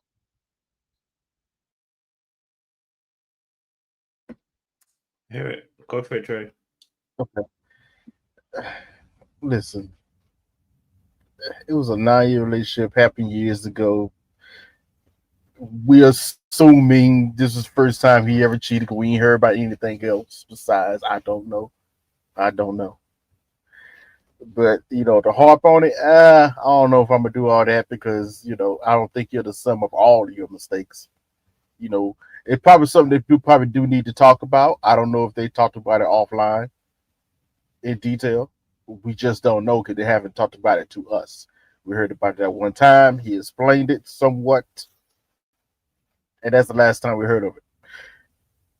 The only thing I'll say is this, the thing that bothered me about Camille when I was listening to her and like Latoya, I'm glad I didn't go up here the last couple weeks because she was getting on my nerves. It was bad. But the thing that got me with this episode, every time they bring this up, I can't. I try not to go here, but it keeps coming off as just a challenge to his blackness. Even how they try to slide it and change it. Oh no, this is just really about, you know, our cultural differences. Where you grew up, I grew up differently, blah blah blah blah. But it always come off as just a challenge to his blackness. The thing that killed me was Camille asked the question, have you ever even dated black women before? That was a very leading question. He said, yeah, dated black women before. Dated one back in college, you know, that lasted for years, he said. You know, if you look, he said that lasted for years. If you looked at her face, I literally thought her next question was going to be, well, what type of black woman was that? She did ask. Like, she did ask, Trey. She did. She did? read Okay, I wasn't crazy. I wasn't crazy then. I was like, wait, whoa. Did you just ask what type of black woman? Whoa. Wait a minute. What? Huh? What type of black woman are you to ask that question? So I wasn't crazy. That took me out when I heard it, because I actually rewind it a couple times to hear it again. Like, nah, she just asked that, did she? That didn't just happen. Oh wow, okay, that did just happen. Oh, okay, huh? Yeah, this whole situation. Elsa kind of said it. Toya kind of said it. It's really given a certain aesthetic. They're trying to affirm their blackness through other black men, or their culture heritage, where they come from. You know, and I don't get the over affirmness of it. I don't understand. It. Why? It's coming off weirder and weirder, and they keep skirting around the bush with it. Let's just we all talk about being honest and being direct and straight up. Go ahead and tell the man or ask the man, listen, I think you just strictly into white girls. You give white adjacent, and that might be a problem for me. But they're not even saying that. They keep beating around the bush. Oh, what type of background you came from? Do you know about this? Here you go. Did you understand what Allan said he gonna ride in his hoopty? Did you get the reference? That's the type of challenge they keep coming off when they talking about this. And it's weird. It's a little weird. You know, the funny thing is, they point this towards Thomas, right? God's honest truth is being fair. When there was at that barbecue, some of that same energy should have been pointed at Tim. But you notice they ain't never went over. They didn't even go that direction with him. Not even a little bit. Not even asking him, well, how did y'all grow up? They just left it towards Thomas. And the funny thing is, a part of me, and since we've been using this word all night, this is keep it real. Tim is the assertive twin. Tim is the assertive twin. So if you try to challenge him, he's going to challenge you back. Funny thing is, somebody just said it, it doesn't even matter if he got a white wife. They felt the energy coming off Tim. You come at me, I'm coming back at you. You try to challenge my blackness all you want to. Tim, the type of guy, nah. You want to talk about it? Let's talk about it. Thomas, to Elsa's point, a little more nonchalant about it. That's how he comes off about it. But I still think he's building a certain anger inside of it as well. Because I think he's getting just a little bit tired of it. Just a little bit. That is correct. She wants Tim's swag. Tim comes, which is kind of crazy, right? Tim been coming off super swaggy, even at the barbecue. Super swaggy. They kind of lead into him and keep pushing back against Thomas. Why? Yet there's many similarities. Just like Tim and Thomas, they try to get on him about this bar situation, hanging out this particular bar. I'm sorry, wasn't Tim there too? They both hang out there. So what's the real issue here? It's just a little weird. I don't know. Camille and her fine sister just coming off real suspect, and I think Elsie's right. It's a lot of projection. When they said that about her brother, that was telling. When they brought him up, he's much like Thomas. I'm like, oh, okay, yeah. Now we see what the real issue is. It has nothing to do with Thomas per se. This is about your issue with your own brother and how he shows up, and you don't agree with it. So yeah, it told a lot. Wait. For the first time, we do see Camille in heels. She wore it on the after party. First time ever. First time Barely. ever. She wore heels. Barely. I love a good slapper. I mean, I love a good slipper. Listen, it Well, was the first time ever. They were big old nobody rocket cares. heels with the block. But she was in them. I love it. That sound could mean something else, but we're gonna let Sorry, you yeah, go. my bad. Yeah. I'm gonna give. I'm gonna let I'm gonna try to not go too hard on Miss Camille, because it looks like next episode she's finally gonna snap out of this foolishness and finally give it a chance. So I'll wait to see what happens there. Hopefully, Thomas, Thomas got some moves of a black man, so she could just go ahead and be quiet. But yeah, I was hopeful that the sister was going to bring a good spin to it, and into the racial conversation, the blackness conversation, but unfortunately she did not. And the thing that I have a problem with, and pretty much everybody has said it in one way or the other, it is calling out someone's blackness. I think that is unfortunately, problematic and something we should definitely not be doing in 2024. Calling out somebody's blackness, questioning their blackness, making assumptions about their blackness. And she's been wrong a couple of times, as Trey pointed out, right? Assuming that, he's never dated a black woman, and then assuming the type of black woman that he's dated, and then she was still wrong. So I think she needs to just ease up on all these projections. I also think Camille lacks a little bit of self-awareness, or a lot of bit of self-awareness, because these conversations, you have to know yourself. And I don't think she really knows herself.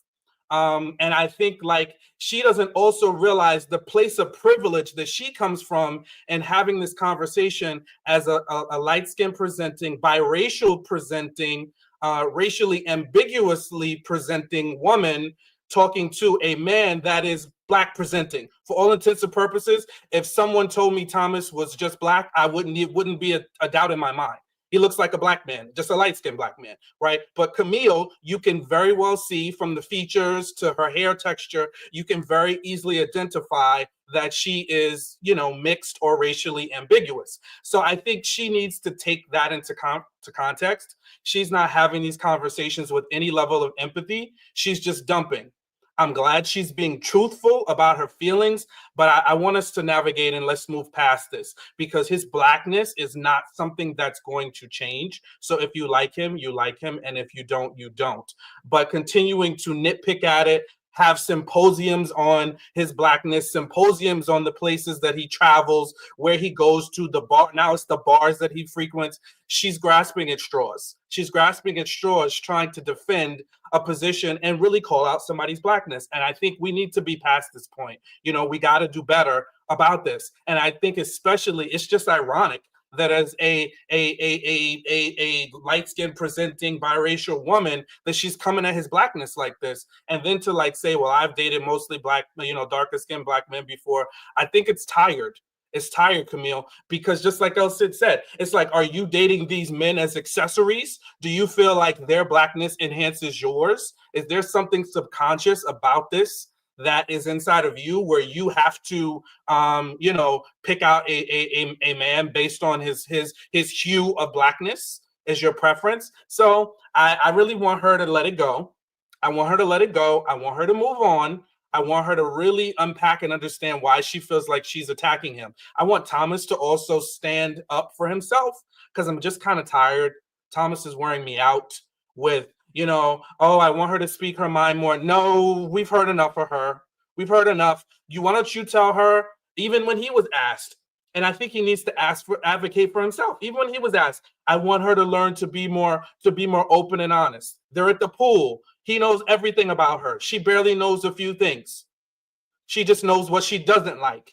And he's still saying, oh, you know, that's one thing I'm working on. I'm working on doing better than that in a relationship. You can't be blind. Even Thomas, Pastor Cal asked him, what do you want from her? Oh, I just want her to be more honest. She's not struggling. And I think that allows her to stay in the Delulu place that she exists, because she still keeps saying, oh, I just want to give myself more permission to be honest, more permission to say how I feel. You're doing it, and at the detriment of your spouse, and it's hurtful. Nobody wants to sit around a pool. I don't care if it's blackness or whateverness. I don't want to hear, I'm not like your other exes, and especially in a crowd amongst our loved ones. That's horrible. That is a horrible feeling. Like, and then the friends even feel comfortable saying it. Yeah, to me, I need Thomas to be like, hey, up off my blackness, all right? You know? And I'm glad he finally said, hey, listen, I assumed you dated light-skinned men because you're light-skinned. Hello?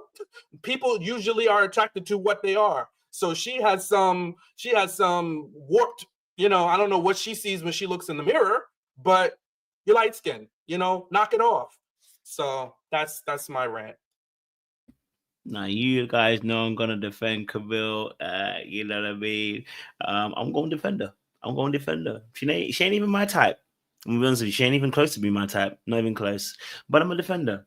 And maybe again, I'm missing the point again once more. But I don't really see the issue, apart from the fact that conversation should have not been had in front of friends. I think that was a little bit disrespectful. I thought that would increase the disrespect towards him and the disliking towards him. I didn't think that was necessary. Number two, I agree with you guys, especially that point, Sean, about her not actually really knowing much about him. She struggled. She struggled, and you know, we saw that, and it's probably because, not that he hasn't told her things, but when you don't like someone the way you want to like them, your brain doesn't actually contain some of those information. It goes in and it goes out. You don't really want to retain that kind of information. It's not important to you. So for me, that part, I definitely agree with, and that's parts that I think she needs to work on as well. Now, I do think this conversation really is a very difficult conversation to navigate, because we've had this conversation on this platform years ago about colorism and how difficult it can be to have this conversation, especially if you're on the lighter spectrum, because as soon as you do, you get judged immediately, right? No matter what your preference is, right? So I'm also aware of that, right? But let me just say this for perspective, right? When she was describing about cultural upbringing, I understood what she meant, right? Especially if you are biracial and you have of two different races or whatever, you have two different cultural backgrounds, right? If you want to lean more to one side, you're going to want someone to lean more to that one side as well. There is nothing wrong with wanting somebody who has a culture who leans more to, quote unquote, a more black culture. And you can call it and say, what is black culture? If you want to have the argument, have that another day, because it's useless. We all know what it means, right? So there was some aspect to that, right? So I understood what she meant when she was saying that maybe he doesn't have that kind of pizzazz or that energy, or doesn't have some of those behaviors that align with that particular culture, right? And so it's, again, I keep saying it, it's hard to fully describe, but you know it when you meet it. And so I think we are being a little bit, I would say a little bit facetious with the conversation, because you might not outwardly say it, but when you choose a partner, you do choose them based on how they move culturally within your scope of understanding of what you believe to be a certain culture. And this is why I said I just think it's a little bit facetious, really, because it's like, you may not say it out loud, but you date it that way. So let's stop pretending as if, because we have this conversation and we hear people say, like, for instance, and it's rude, it is, but you might hear someone say, yeah, they're square. We know what they mean when they say this is square. You know what I'm saying? Or like I said, we said last time, I said, like, you know, when someone says someone's a bit more culture aligned to the white culture, we know what you mean when you say that. Do you know what I'm saying to you? We know what you mean. And so because of that, right? I can also understand when somebody says they want to date someone who's more culturally aligned in a different angle. It's not them being insulting. It's them saying that this is what they want to align with. You know what I'm saying to you? Now, we can talk about the fact that she doesn't dress blackety black, but you just did the exact same thing that she did by saying that she doesn't even dress a certain way and doesn't even look like she presents that way, would actually then align with you agreeing with her point, which is what we instinctively know what culture we're talking about and what it looks like. So we just made her point. So I'm not saying that she can't do more to make this relationship work. I think she can make this relationship work, right? I don't think that she's doing everything she can do, but I don't want to be so hard on her about culturally aligning herself with certain things, because she may have also seen certain things from a culture, let's say that i.e., quote unquote, let's just use that as an example, the white culture, and found that actually there's some things in that are very problematic for her. And she doesn't want anybody who actually lines too close to that culture. And there is nothing wrong with that. Nothing wrong with that. You know what I'm saying to you? Coming from a British perspective, me personally, I don't want to date someone that's biracial, unfortunately, if you've got the white side, because I've seen what happens from my perspective on that aspect. I want to date somebody purely Ghanaian. I like them dark skinned too. You know what I'm saying to you? Right? But I can say that because I'm a dark skinned person. So no one calls me out for that, right? If I was light skinned, I said, I want to date someone only dark. Suddenly everyone's on my neck. Or if I say I only want to date a light skinned woman, everybody's on my neck. But that may just be my preference. But for me personally, I like them dark and I like them from Ghana. I like them to be British Ghanaian. I'm aligning myself with a particular culture. There is nothing wrong with that. So I think for me, I want to defend my girl Camille here, not because I fancy her, but because I think I understand that particular perspective. But I like to toss her a little bit, so I like to throw it back to the the panelists who are shaking their head. Let's tussle. Let's tussle, Kojo. I'm always for the carnage and a good tussle. Let's tussle. I think you're absolutely correct, Kojo. I think you do want to marry somebody and be with somebody that culturally aligns to your beliefs, practices, your history, and all of that. I think you're absolutely correct. However, Camille's single, and that ain't what she said. She said she wanted a man with swag. And swag has nothing to do with cultural standpoint. And also, it may be just a Black American thing, because you did mention your British heritage and your Ghanaian heritage, which is amazing. But the thing is, just because you're a Black person in America doesn't mean that you grow up in the hood. It doesn't mean that you do X, Y, and Z. And that is the image. That's the problem that I'm having. That's the image that Camille is putting out to the world, is that you Black, so you're supposed to do X, Y, and Z. And then again, Camille, you're single. Your R&B love is not working. And then when you guys were explaining Camille and things like that, you know what came into my mind? JR from The Ultimatum. It's a fetish. She wants to, it sounded like a fetish to me. That's the word. That's the first thing that came out, because she has this type and she wants this R&B love and swag. Yo, get out of here. This ain't Love Jones 1995. That's my issue with Camille. Camille isn't saying that she doesn't like Thomas. Yeah, Thomas, they may go to different bars and they may listen to different music. But when you start using words like swag and J's, especially in America, trying to describe that's the Black man you want, that's a problem for me as a Black man, because we just had a president, our future incumbent president, say that, if I get them some nice shoes, they're going to like me. Like, it's disrespectful and it's not a good look coming from a woman talking to another Black man. Because like Sean said, Thomas does present as a Black man. Thomas got waves. He wear a do-rag. He got a portrait tattoo on his arm. Sounding kind of Black to me. He has some sense of the Black culture. So what the thing and the question really becomes back on Camille is, what kind of Black man are you really saying that you want? It's just, that's the question for me. It's not that she can't have somebody who's culturally aligned, because, you want to be with somebody for me, I want to be with somebody who eats chicken with mild sauce. I want to be with somebody, who goes to church, who believes in Jesus, because that's how I culturally grew up and that's what I believe in. So you definitely want somebody like that, but you don't want somebody to base their Blackness upon how many J's you got in the closet. That's whack. Like, that's super whack. You don't want to base it upon, and then, sorry, pause for a second. and it was just the conversation with the fine sister, and them mentioning the brother. And like somebody said in the comment, was it her brother or their brother, whomever brother it was? You know what I'm saying? It's just that Thomas ain't questioning who he is, and who are you to question who I am? And I hate that the experts gave them that conversation on changing who they are for their partner. It was way too soon for that, because you don't even know me at this point. And now you're telling me you don't even know me and you want me to change who I am for you already? Too soon, too fast. That's something that the experts should have waited a while, not in their first meeting. But Camille is not defining what she's looking for in a man, because what she's saying that Thomas and her align on beliefs and values, on morals. That's the important part, not his J's, not his clothes.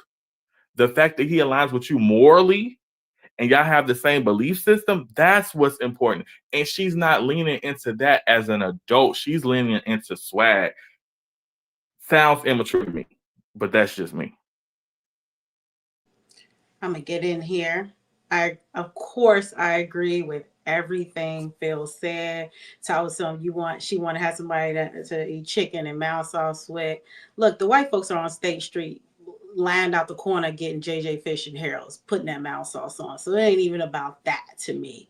But what I will say is that I think when Camille uses the word swag, I think she's talking about confidence.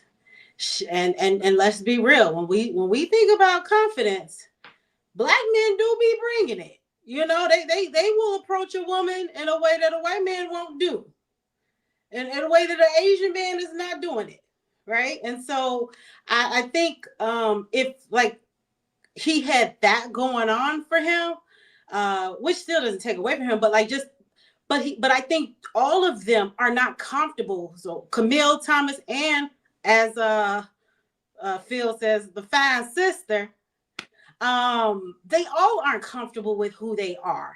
And so I believe in that respect, it is a projection. And so it is not right that you to come down on him for something that you're not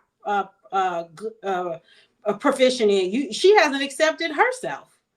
And so I think that's what that is. And so I will always stand tall on like, the world, we have terrible social skills, and you have to put in the work to develop social skills, especially if you want to win in relationships, not just intimate relationships, but relationships. And so when you don't do that work, then you will find yourself saying things that will sometimes offend people, make them resent you, will stir up feelings and things like that.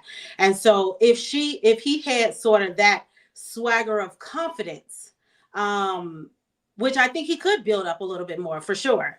I think it would be a game changer for her. Rather, I don't think she knows how to articulate it well. And so it comes out in like, I want you to have J's or whatever ridiculous things that she has said. And so it's really just unfortunate because again, like, but we know that they end up having sex. So we already know they do. And when they roll that preview, the way in which she said it at the table felt like it was in the affirmative. So I'm rooting for Thomas that there's a shift here. And hopefully him, I don't know if he's gonna blow her back out. I don't know I don't know. But definitely I think Thomas gonna hit it out the park on the foreplay. I definitely think he's gonna do that. Because he likes her. And y'all men know when you like a woman, you're going to make sure she's satisfied. And so I think that's going to switch the game. And if it don't, trust me, there's a whole bunch of women who are down, who are accepting of him, who will gladly take him. And they're going to drop him off at the bus stop just like everybody else. Mm-hmm. That's right. I just have one quick thing. Coach Joe, I agreed with just about everything you said earlier. I actually agree with you. There's only one problem when it comes to Camille. It was a major problem. Major problem. Camille never said that she wanted a more culturally aligned man. She never said it, not once. She didn't say it. She never said, I wanted a more culturally aligned man. The only thing that she has said is that she wanted a man with swag, like Phil brought up, more swagger, and that I'm used to a different type of man. Thomas is different. This might be better if she just come out straight out and say it. Hey, I want a more culturally aligned man. I don't know if we fit that way. I'm hoping things can change. I don't know. But she never said she wanted a more culturally aligned man. We've made that assumption for her because of her actions and what she's been saying. But she never said it. Not once. Not once. She just said what she used to date. And she keeps using it as a challenge to how Thomas presents. That's it. Everything else has been our assumptions put on top of her. But she never said that she actually wants a more cultural aligned man. Not once. Did she say she want a thug? Did she say that? Did she Never- say she want a thug? She didn't say that either. But we all Okay. know we But we made all that making an assumption. No, so we That's all my making, we point. all making I'm just assumptions. saying that's my We're all point. making I made the asses of same ourselves. assumption. I still think we all right. I still think we're all correct. But she never said it. I feel like we all she can't be should say it. correct now. We all can't be correct. Somebody got to be wrong. Yeah, it's definitely them, not me. So The only thing he's wrong No, about is trying to you come to definitely her wrong. rescue. You way off. That's the only thing he's wrong about, trying to come to her rescue for some odd reason. It's a little weird.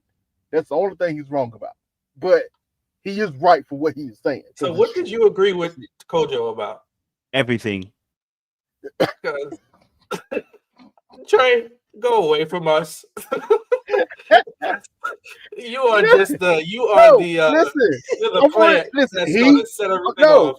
Listen, Kojo was right when he said she is looking for a man that is more culturally aligned. That's why she keeps bringing all this up. The only problem is she hasn't brought that up to him. She hasn't been honest about that. She's been saying been it for the beating- last 5 episodes. And culturally aligned Yes. to what? Culturally That's aligned the to question. what? And that is the big question. That's Okay. the question that keeps throwing So around. he's wrong, because if you want somebody to be culturally aligned, that means you are on the line. She is off the line. And I think I that's the agree with part that that's the part that has been stressing a good portion of us out. Is my thing is she's coming from a place of privilege. You know, we can't keep having these antiquated conversations and talk about, well, people did it in the 90s. People called people Oreos before. It was wrong then, and we should have the level of awareness now to not do it anymore. And we shouldn't be determining who's blacker or not. And she's consistently said it by judging how he acts, judging the places that he's gone to, judging the people that he has in friends, judging how he grew up differently than her. Meanwhile, the sister even said, we grew up the same way. I have a brother. She said they have a brother that identifies more with his white side. So it's not so foreign to her. So I need her to stop distancing herself from Thomas and find some middle ground. Now, I can understand if she's saying, listen, his confidence is not appealing to me. Understand that. You don't have to like anybody, but don't pick apart someone. Don't pull at the shred of the fibers of who they are. And that's what I don't like, because she's continuing to pick apart at things which are actually scabs for him. He was adopted. He has no choice in terms of how he was, how he was brought up. He was abandoned by his biological parents. So I think she needs to lean into empathy before she keeps picking away at who his identity is. If you think he should have more confidence, talk about that. I just want you to be more confident, more assertive, speak up more. I'm used to somebody that is a little more romantic. Use your words. She should be smarter than this.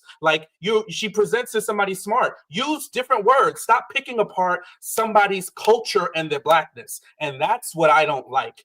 Everybody can dislike who they want. I think Ike is right for, he's right for not liking Emem. He don't have to like her, but he doesn't get to tear her down. He doesn't get to pick her apart. And I think Camille is doing the same thing. She may not be as obnoxious as Ike is, but she's still picking him apart and tearing at things that are part of the fabric of who he is. And that's what I don't like. And the hypocrisy of it all is you're coming from a place of privilege because you're also biracial.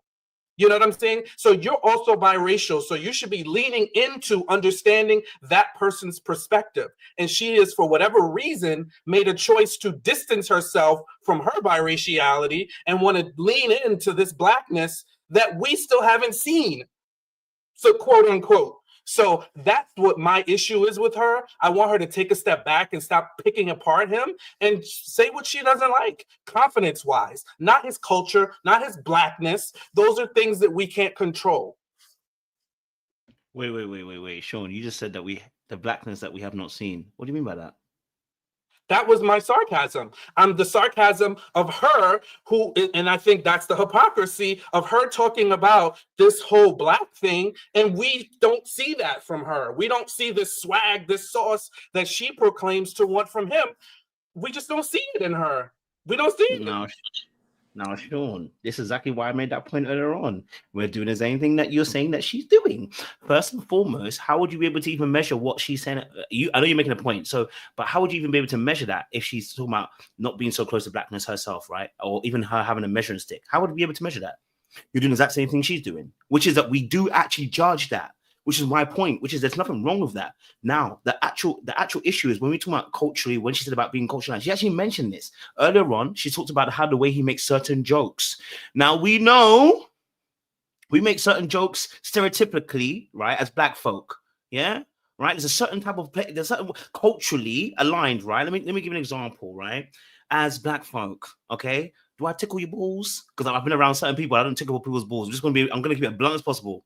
Man, yeah, you see how he looks at me? That's exactly what I'm trying to say to you, right?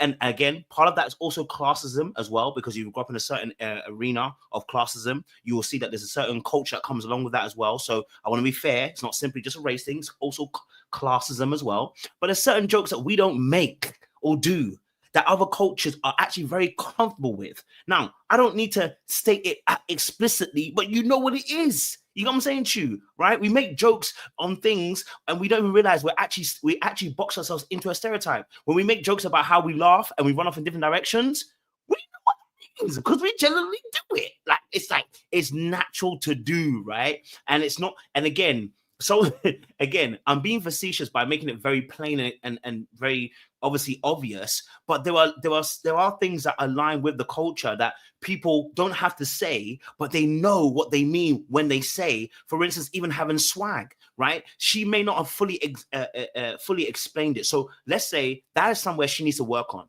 because without fully explaining it and without fully fleshing it out, it is going to cause more harm than do more good. Right, so I will agree with you. I'll come and build that bridge with you and say, let me build that bridge with my brother. Let me come over to your side a little bit. You know what I'm saying to you, right? And say, listen, the way she's describing it, she needs to flesh it all the way out so that actually appropriately she's able to describe what she's actually wanting, which means she needs to take time for herself and be able to articulate it a bit more clearer so it doesn't become a hammer on the head for Thomas. But I think she has also at some points raised issues about the cultural alignment. And I just feel like you're talking about, okay, her having this privilege. You're absolutely right. She will have a privilege. But what is wrong with her wanting to align with somebody who is more aligned with a part of that other culture that she wants to align with? I just don't see there's an issue with that. You know what I'm saying, Chu? It's an unfortunate twist that she also has. I don't even say unfortunate. Sorry, that's a wrong word, and I apologize. I take that back. That is a very wrong word, and I do apologize. For anybody's biracial, I apologize. It is that she's fortunate enough to be able to have two cultures that she actually comes from. So in that space, what she's looking for is to lean more towards that side.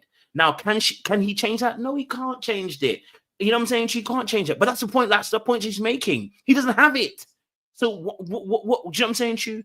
So that's why I feel for her a little bit, rather than just saying that, you know, she's privileged and that's why I rather look at it like she wants to align with that side of that culture. That's where she feels most comfortable in. You know what I'm saying to you? So I get that, you know what I'm saying to you, but I'm building a bridge of you and saying, listen, I think she needs to flesh it out a bit better. I think she needs to choose her timing and the season better in conversations. I think it can be better done, and I think she can have more constructive conversations, because where she may, and I think this is what I'm going to agree with you guys again, where she may be also forgetting is maybe the way she's also delivering it, forgetting that she does come from that background. So the way she's delivering, it's almost as if she is, you know, fully presenting black to other people. It's like, no, baby, you biracial too, sis. you get some privilege here as well. So the way you delivering it, as we spoke about last time, Sean, I'll agree with you. It can be a bashing on the head rather than actually being constructive to say this is actually what I want. So I'm gonna come on that side and build that bridge with you guys and say,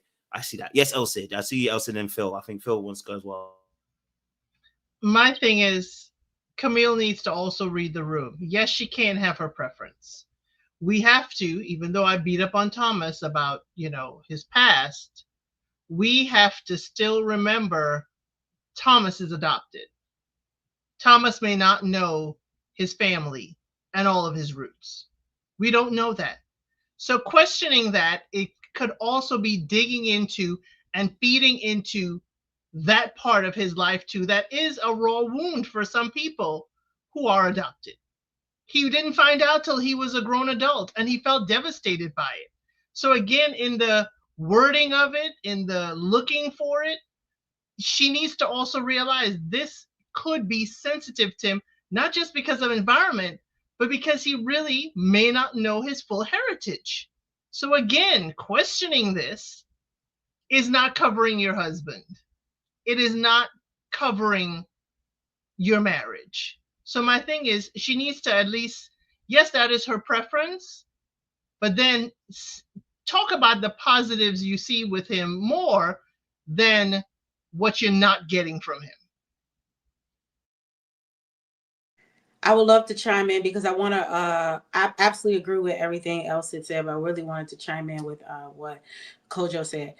I think the reason why you get pushback, I'm just going to make this up. Y'all don't have to agree with it. Is because it'd be different if what she's asking of him, he doesn't want to move towards as well. Like, he seems like he's interested in wanting to know more about Black culture and to get more intimate with it. It's not like he's saying like, well, like, this is how I was raised and like, I'm cool with this and I'm not ever trying to like go hang out with your people or go into like these spaces or whatever. It's actually the opposite. And like, she's not even like welcoming him into that. Whereas like, we could see more of that side if he had more intimacy and more community to be able to step into those places. So I think that's that's why I feel like I push back on you when you're saying that, because everything would be okay if he wasn't trying to move in that direction. And so because it is actually the opposite, like, it's frustrating because this man is telling you like, all you got to do is take me to the cookout, I'm coming.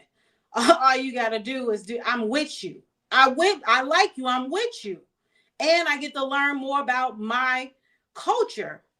And so that's the big thing for me. And it's just tired. She comes off as immature. And another thing you said earlier, when you were uber specific about the kind of woman you intend to be with, I don't think she did that same work. I don't think she wrote that down. And if she did, because you would hope that she did to be on this show and the background work that they've done on her, she's not reverting back to it with confidence herself. Because why are you saying stuff like, I want somebody, you know, in these swaggy ways that are just superficial, when you could really just revert back to the list that you should have gave the experts to even get on this show. So that's what I think the real pushback why you get when you're defending her is that, you know, because of that. I just agree. I do agree with everybody's sentiments regarding culture and, you know, him being adopted as well. But I think for me is, what's more important to you, his morals and values, or if he gonna do the electric slide? What's more important to you? You know what I mean? That's what I'm not doing the electric slide or the cha-cha slide. Crying At all. And that's what she's saying. Even when she says she wants the R&B type of love. If we gonna keep it real, Kojo, how many of the R&B crooners have had successful marriages? How many of them was dipping and diving and sliding through everybody auntie and draws? Let's keep it real. Like, She said we align on our morals and values. And like Latoya says, Thomas is willing to go. But then if we gonna look at it like this, like we said before, Kojo, yeah, I'm gonna judge her. Camille isn't giving City Girl. You're not giving City Girl either. If we want to talk about swag, you're not giving City Girl. She not giving me old Shantae Moore back in the day. She not giving me them type of girls either. You're giving me Britney Spears. You're giving me old school Christina Aguilera. You ain't giving me Shantae Moore. I don't get Janet Jackson control. I don't get Anita Baker. I don't get old school Mary J. Blige. I get Mariah Carey in her first marriage. So if we gonna keep it real and we gonna keep it a buck, you not giving exactly the same things. But again, if we are looking at it, if we're trying to make a successful marriage, Thomas is 42. The man shouldn't be out here dressing like a dope boy at 42.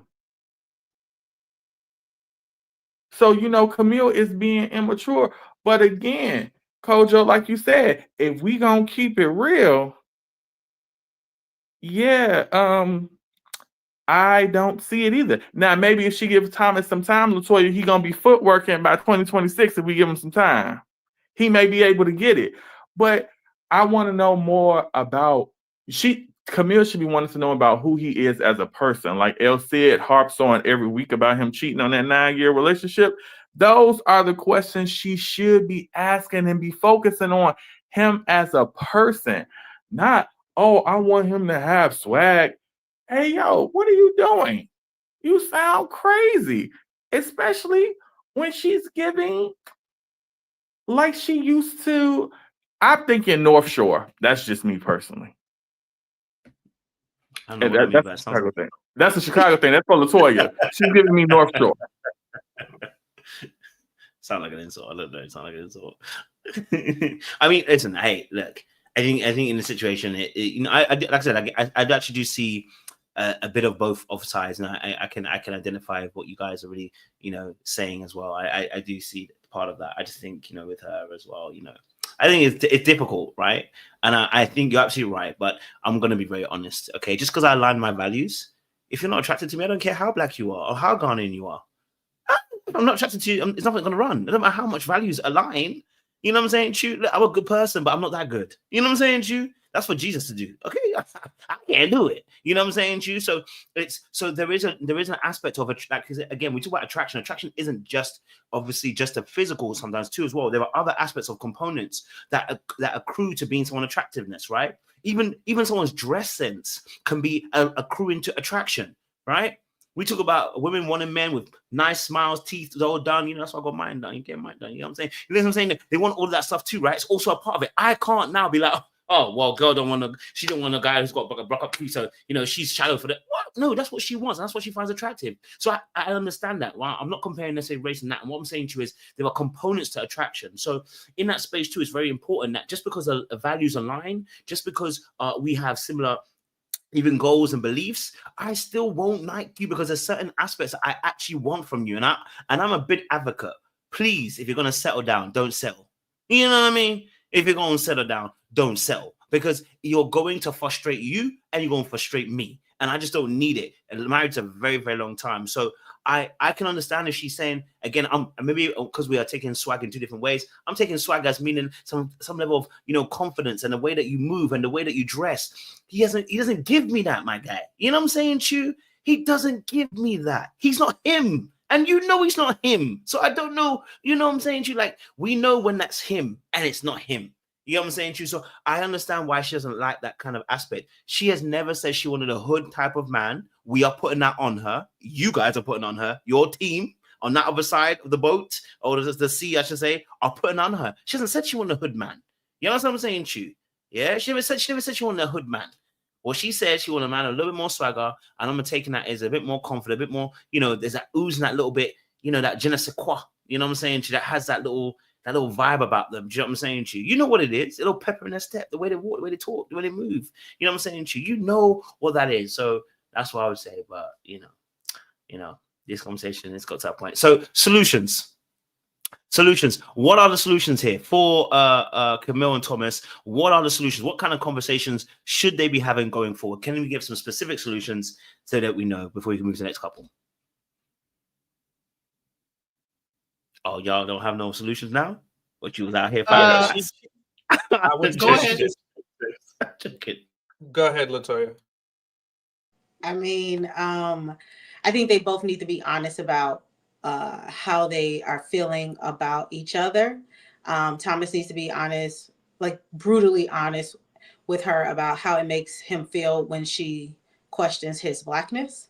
And I think that Camille needs to be better articulate what it is she's looking for in the man that she wants to love every day. And so I think that that's just kind of what it is. But ultimately, because like I'm not married, but what I hear from married couples all the time that I think that single folks don't really understand, you have to be honest with your partner, and it has to be a safe space. And so she is not making the space safe for them to really get down to like, are we a fit for each other? And so the space needs to be, they need to recalibrate the space to make it safe. And then they need to be honest with what they're feeling up until this point. And again, the same question y'all said earlier, like, do you like me? Like, because I think you put it in a bow. At the end of the day, you have to be able to want to kiss this person. That's just it. And I also get that too. But like, stop with the fluff. Again, I don't know what these contracts are saying. You know, are they saying like, don't ask that out directly? Because we could eliminate all of this if we just ask this question directly and expect a direct answer, yes or no. So I think that's what they both could benefit from. But I'm still rooting for them. And we'll see how it goes. I think Camille needs to take her own advice. She's the one that said that the type of men she used to date was not working for her. This is the main reason why she came on this show. They actually put her with a man that aligned with her morals and standards that she had and value system. That's what they gave her. So on her side, she needs to get out of her own way before she sabotages herself. Thomas, to what LaShawn, to what Toya just said, I do think he needs to step up more and be more vocalized with how he's feeling whenever he is being challenged, because we can clearly see on his face that it's starting to annoy him. It's starting to get to him. So he's harping up with, hey, I love the fact that she's honest. I want her to be more honest. He needs to take his own advice and be more honest with her and how he is feeling that she keeps asking him these specific probing questions that is connected to his Blackness. Is it truly bothering you? What is about it? Is it bothering you?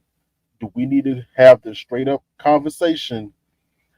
Am I good enough for you? If not, let's just get to the point and see what it is. If so, how can we move forward? But I still think these two can make it, but one has to get out of her own way, and Thomas is going to have to step up just a little bit and truly see how he's feeling about the situation. I'm gonna give Camille her R&B reference that she's looking for in this relationship. A Whole New World by Peebo Bryson and Regina Belle. In relationships, you should want to teach your partner certain things about you that they may not know. Introduce them to things they may not be familiar with. So maybe she can do that with Thomas, and Thomas can do that with her.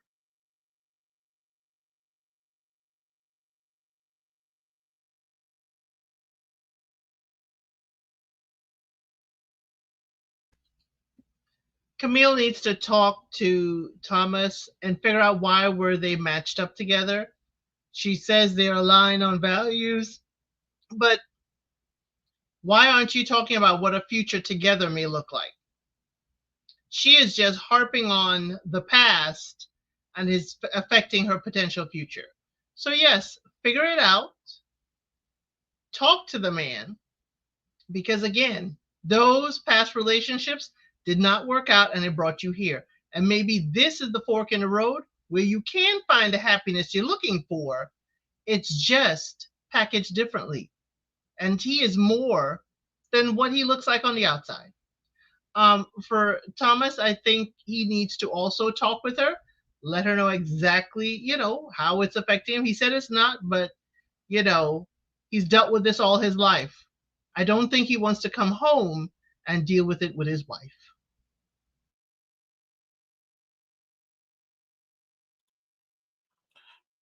I would just say she needs to determine if she likes him, discontinue breaking down his blackness and where he's come from and how he's grown up and the places he likes to go to, and understand if she is truly attracted to him. And if she is not, let him know and move the hell on. That's all I think. And I think he does need to speak up for himself. He did it a little bit at the honeymoon when he walked out, and kind of took a breather. But I think he needs to continue to let her know that these conversations are bothering him, and that if there's something that she has an issue with, that he would prefer that they just talk about it one-on-one, and then let's move on.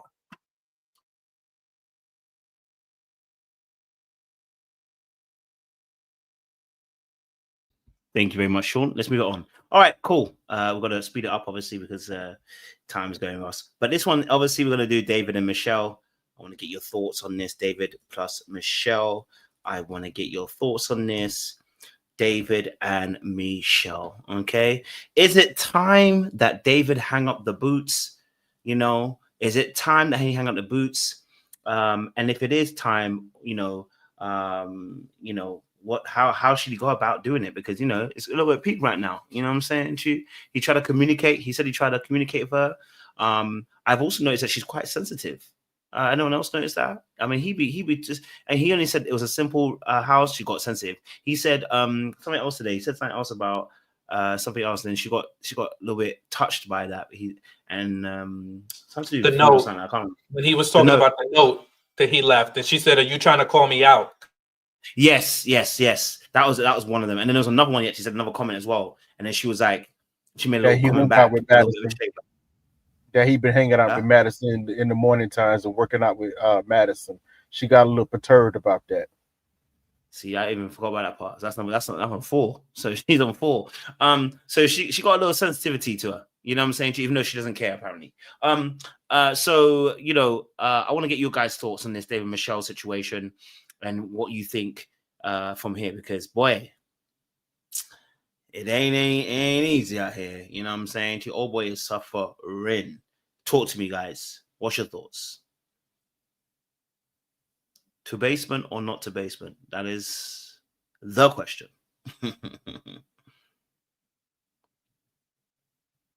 I guess I'll go first, make it quick. David just need to hang it up and go back to his basement. It's to a point now. I think he is trying a little too much. I do commend him for trying to stick in there and keep it to his word. I agree to go through this process to try and make his marriage work, a situation work. I get it, bro. But at some point in time, you got to know when to cut your own losses. And the losses should have been cut weeks ago. You get up out of there, because all you doing is taking low-key shots and small abuses here and there from this woman. Just get up out of there. Michelle, yes, Coach O, you're right. She's very sensitive. Like, she can dish it, but she can't take it. Which is that's always an issue when you come across those people. They the main ones to talk, but as soon as you get back on them, they can't. Oh God, oh, I'm so hurt. And another problem, I think, the issue that I've seen with Michelle, she doesn't like David, right?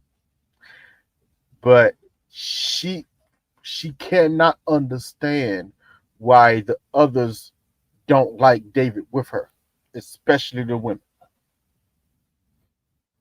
That is bothering her greatly, especially when they start pulling back the curtain and the women are kind of seeing it from his side. They're looking at Michelle like, "Yo, what are you? Whoa, like this? Yo, you're rude. Like, whoa, what? This is not that serious. What are you crying about? It's really not that serious, you know." The only thing else I say about them, the one part that I did like, David's friend, low key got Michelle together, real quick. I felt like he wanted to go deeper in on her, but he was holding himself back. He's been getting reports from David, what's been going on with his boy. He ain't liking it at all.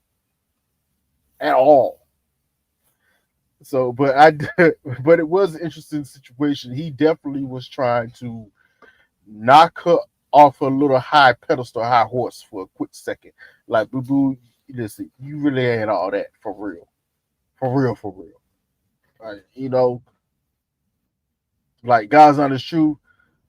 He was trying to make it was a good argument. Like, honestly, David's in a better position than you will ever be right now in life. You know, so who are you to try to down him? That's basically what he was trying to get at. So I found that part a little bit funny. And it was so interesting. He was getting at her so much. And Michelle was just kind of, okay, I see that. A part of me was like, okay, and she's just trying to be like, let me just get through this conversation. I'm sorry. Whew, almost sneezed. Is she just trying to get through this conversation? Okay, whatever, or either a part of me was like, she's almost kind of feeling the friend. Like, she wants a man to come at her like that. Like, ooh, yeah, get me together. But I could be reaching. That's about it. So, hey, it happens. Yeah, that's a reach because David could barely say anything and push back, and she's having a fit and falling apart. Yeah, I think that David's friend is in a similar lane as Emem's cousin. You know, people that are truth tellers, but just pushing the needle too far. Like, he closed that door on her and just went in, asking her about her rent. I mean, I think that all sounds good if that's who David is. I don't think I've seen any evidence that David has a whole bunch of money stacked, living like, you know, the man underneath the trestle. You know, that's what he's given. So that place does not look like somebody that is ready to launch into the next steps of their life. You know, it doesn't give stability. It doesn't give like, I'm prepared to be married and co-manage a household with anybody. It gives, I run upstairs and mommy cooks my meals, and then I run downstairs and I go to sleep. No sheets, no comforter, stuff all strewn everywhere, looking a mess.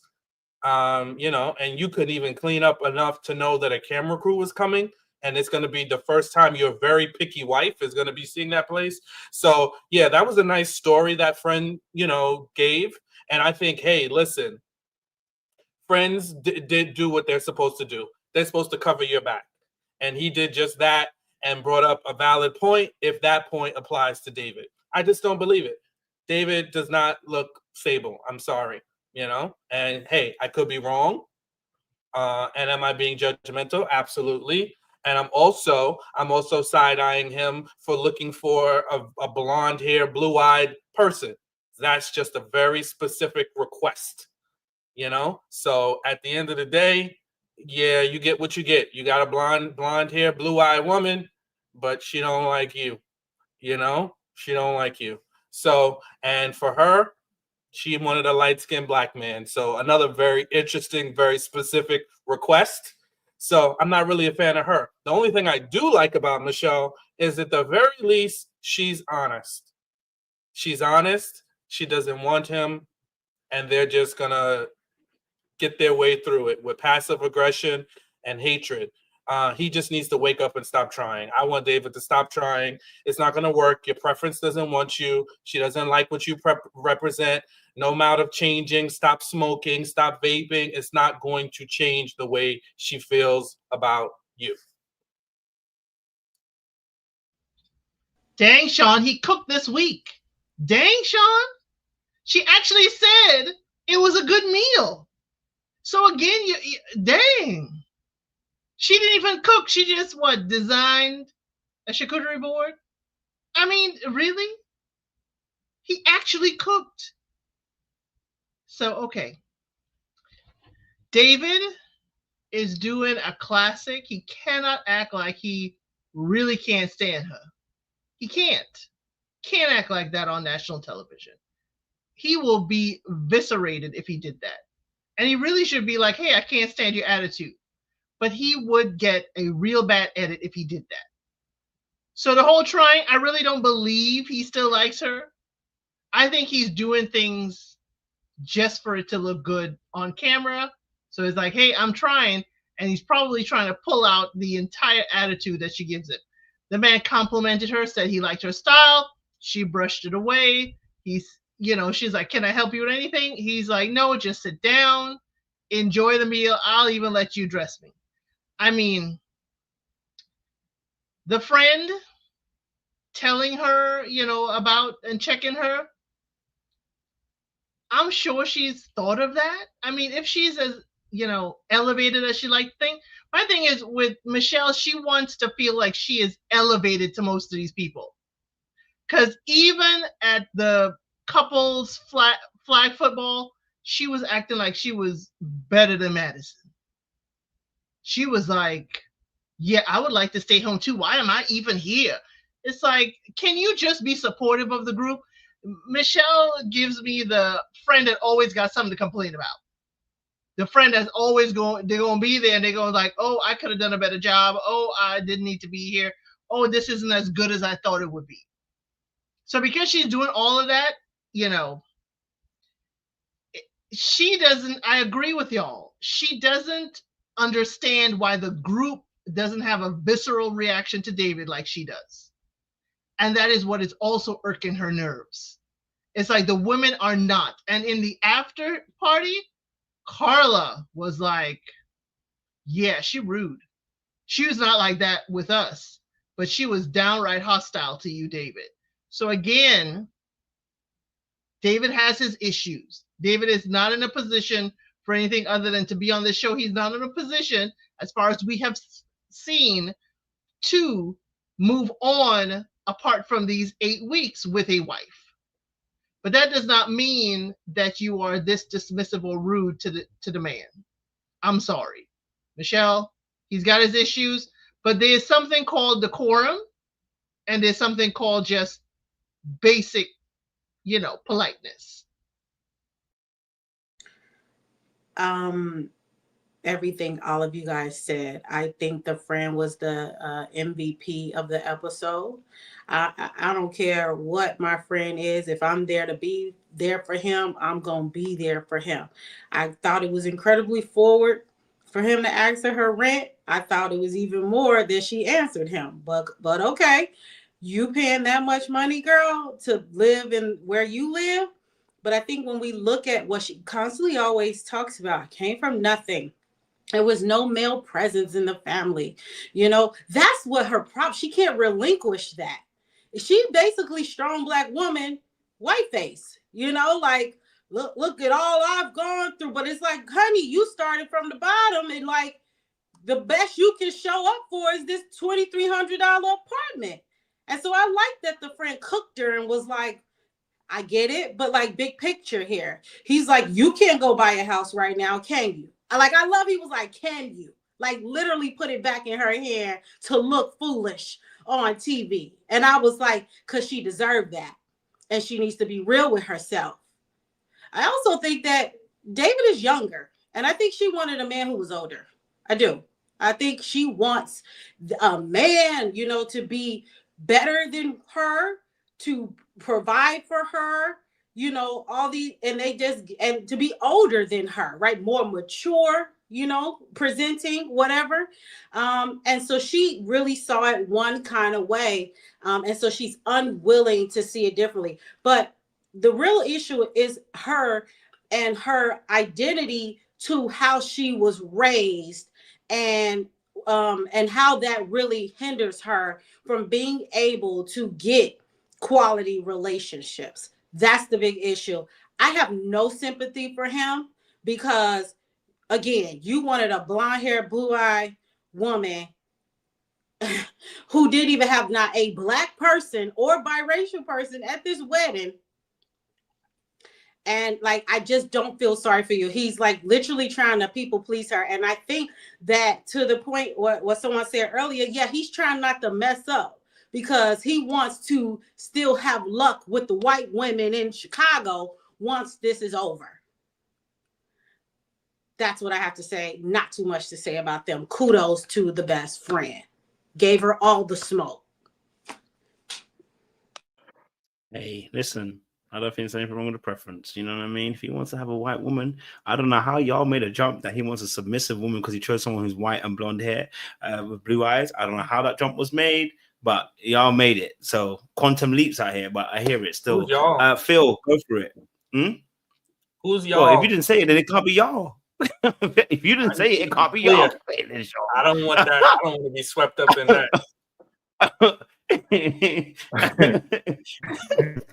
I think I agree with everything everyone has said so far about David and Michelle. She's not interested. The reason why the friend, he gave her white man Karen versus white female Karen, that's why he went hard on her like that. He matched her Karen energy with his own Karen energy. I think the issue with David and Michelle, like, she doesn't like him. He really does try to be with her. I agree with Elle said, you know, you wanted this preference and he's still trying to be down with this preference. But the one thing with Michelle and her sister even mentioned it, when you get married, I'm not there to heal your childhood traumas. The fact that y'all grew up poor and X, Y, and Z, and y'all have some difficulties in interpersonal relationships, that's not my issue to heal for you. That's your issue to heal before you get with me. And that's what she really needs to work on. And that's why I feel like Michelle hasn't had relationships in these last 7 to 8 years, is because she's not healed herself. David may have some issues with his finances and his living situation. I will concede, Sean, the living situation can be definitely better. The basement was awful. I can concede to that. But Michelle needs to heal about what she needs in her partner. You need a partner to show up for you, but she's looking for some type of healing and she needs therapy first. I think Michelle definitely could benefit, since she got all this money, you know, since she's that successful. Lean into your health insurance benefits and get connected to some therapy. She didn't even know how long she's been friends with the coworker that came over there. And it's a coworker. That's the other issue. How is Michelle in personal relationships? We've only seen the sister and a coworker. She ain't met her dog walker only 3 times, and it's been 9 years. You got some attachment issues, sis. You keep a distance from people, and that's what she's really trying to do. And David should hang it up. But Trey, I did notice when she perked up when she said, "You worked out with Madison?" Oh, them ears definitely perked up when she heard that. But Michelle's still whack, so you know.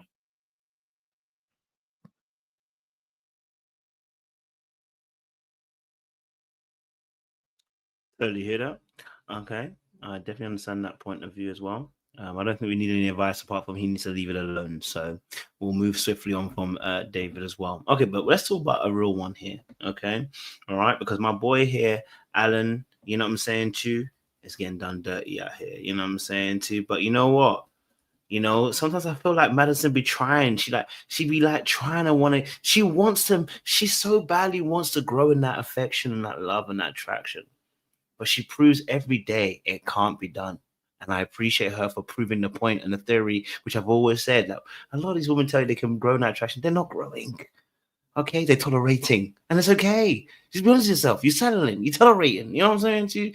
That is what Madison is doing. She is tolerating that tall 6'+ man. Okay, and I know she cringes. I know that it just every time she sees that cap on his head that's a different color or there's a little bit suave, and it just every time she sees it, oh, you know. But I understand that that this she's trying to she's trying to walk it out a little bit. She wants to get her checks. You know what I'm saying? She worked hard to get here, so she's gonna get her money. I'm not mad at it. But yeah, we are seeing her that she's not necessarily feeling our boy Allan at this point in time. Even at the gym, she looked a little bit you know what? She doesn't hold very good eye contact, but I when she looks at him, I just see that she's swearing at him in his head. I just see her looking at him like, why are you here? Why am I here? Like, who are you? I don't even like you. I can hear that running in her head, even though she's not saying anything. But I want to. But there is a point though about his. I think she does want him to be a bit more assertive, and I think that is probably part of also the turn off as well. I think she wants a little bit more swag. I think she also wants a little bit more, cultural aligning with our brother Allan here, and he clearly isn't aligning in the way that she wants. But I want to get you guys' thoughts. What's your guys' thoughts on this Allan and Madison situation? I'll as well. start it off. Does he be more aggressive? Go for it. Madison is whack. Too much dip on her chip. Yet again. Sorry, Madison is whack to me. The fact that when Allan said, I've been going to the gym, and she was like, really? And again, why aren't you guys going to the gym together if she likes to work out and you like to work out? And then poor Allan almost died in that class too. That was a little bit too that was a little bit too much for my boy Allan. But I thought production made her do the whole birthday party thing. I don't think it came from a genuine place. I don't think it came from a genuine place at all. And then even getting mad at him because he got a little bit too drunk on his birthday. Party foul, you're whack. And then I do think Allan is being more assertive. He's telling her what he wants and what he needs. She just doesn't want to do it. Allan is communicating his needs and his wants. He may not be yelling and screaming at her, but he's definitely telling her, I want to spend more time with you. So I think I don't like Madison. Again, another blonde with too much dip on their chip, thinking that you're a baddie and you're really not. Yeah, Sean, I'm sorry, I went there, Sean. Sorry. But I'm not feeling Madison. I see fake and phony with Madison, with her. The fact that even David said on the after party, she was training with David and Juan. Why you ain't training with Allan, your husband? Nah, she's not meant to be trusted. That's it for me.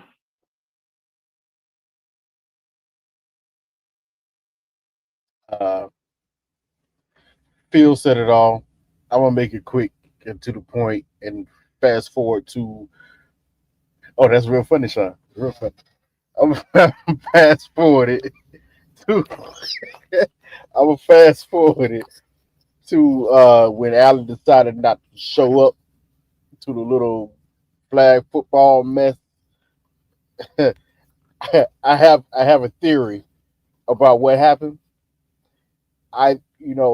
Allan Madison had a conversation with Allan's friends, and I don't think it went all that well. I think afterwards they had a little conversation with Allan and said, "Hey, bro, she don't like it like that. It ain't what it is. I think she's playing you the whole time. You might as well get up out of there." And because I find it very strange that all of a sudden there's an attitude shift in Allan, and you can see that the preview is going forward. There's an attitude shift. I think he knows it's up, and he's like, you know what? I'm done with it. I'm done with it. Done with you. You don't want me. I ain't about to waste my time. I ain't about to fake the talk with you. I think it's just that simple. So, yeah, another one bites the dust.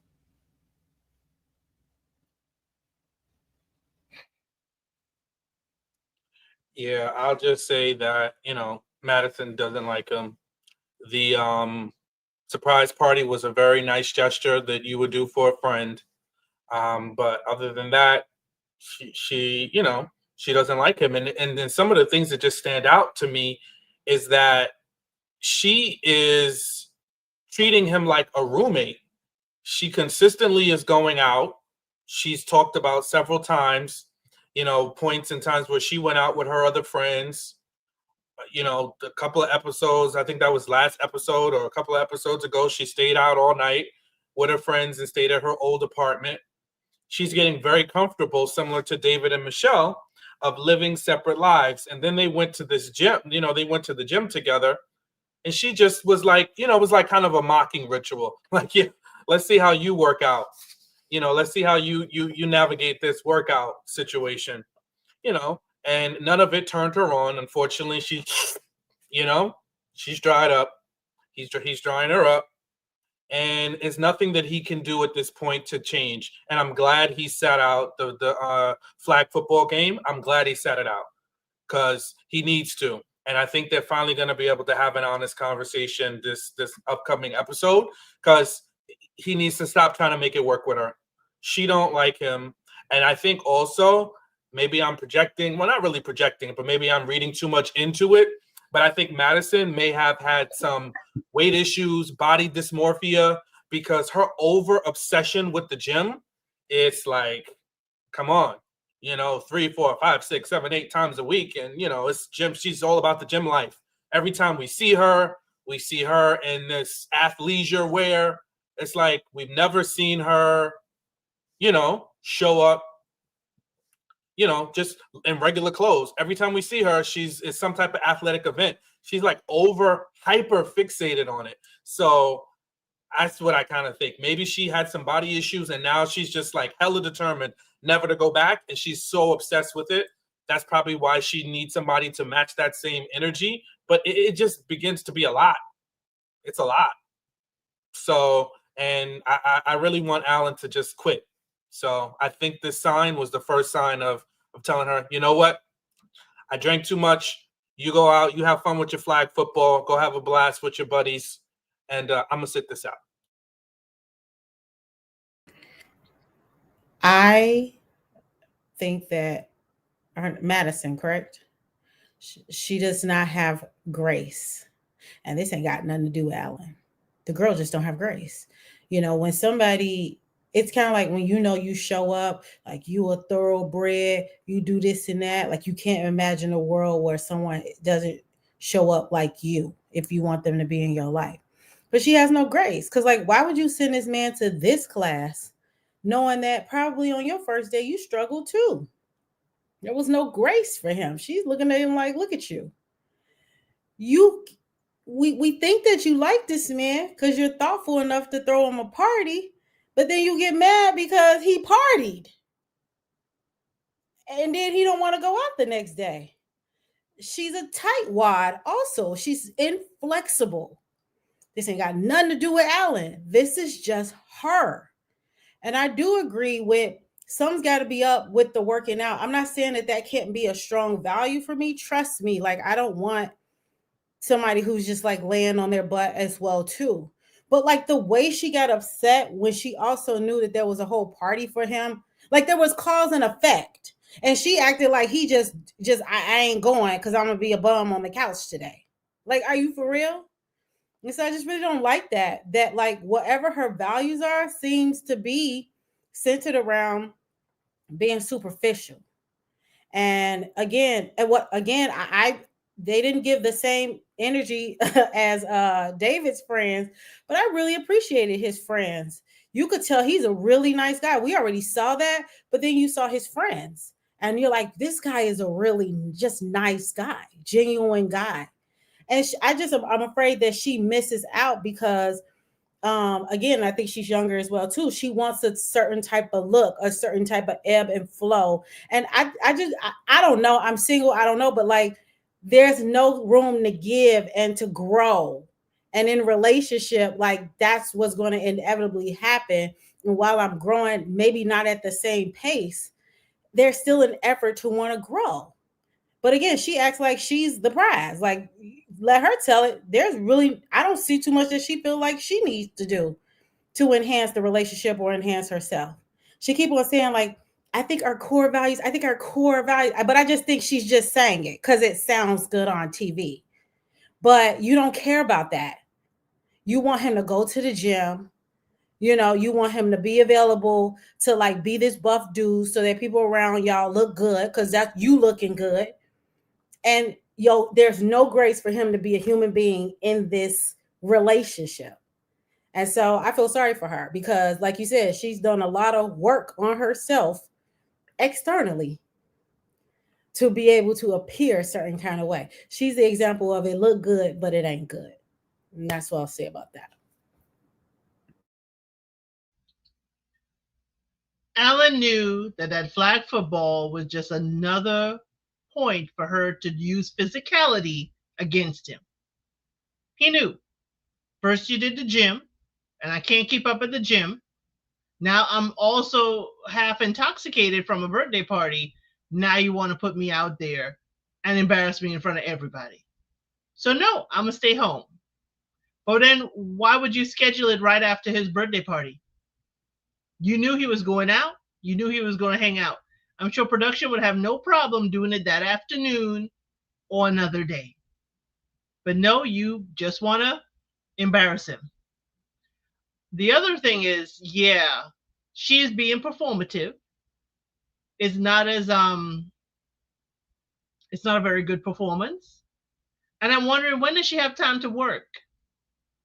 She's in an IT job. Last we heard, similar to Allan. When is she finding time to work? Being at the gym all this time. I would have thought she's a personal trainer. Because she, Juan, are at the gym morning and night. Don't understand it. So I agree with Sean. It could have some dysmorphia mixed in there. I don't know. But Madison, yeah, I think production put that party on, and I think you just say, ta-da, here it is. I don't think so. Let me not get into the pancakes. Let me not talk about her cooking, because if I do that, I might have to talk about Camille's cooking and Michelle's lack of cooking. Let me leave it alone.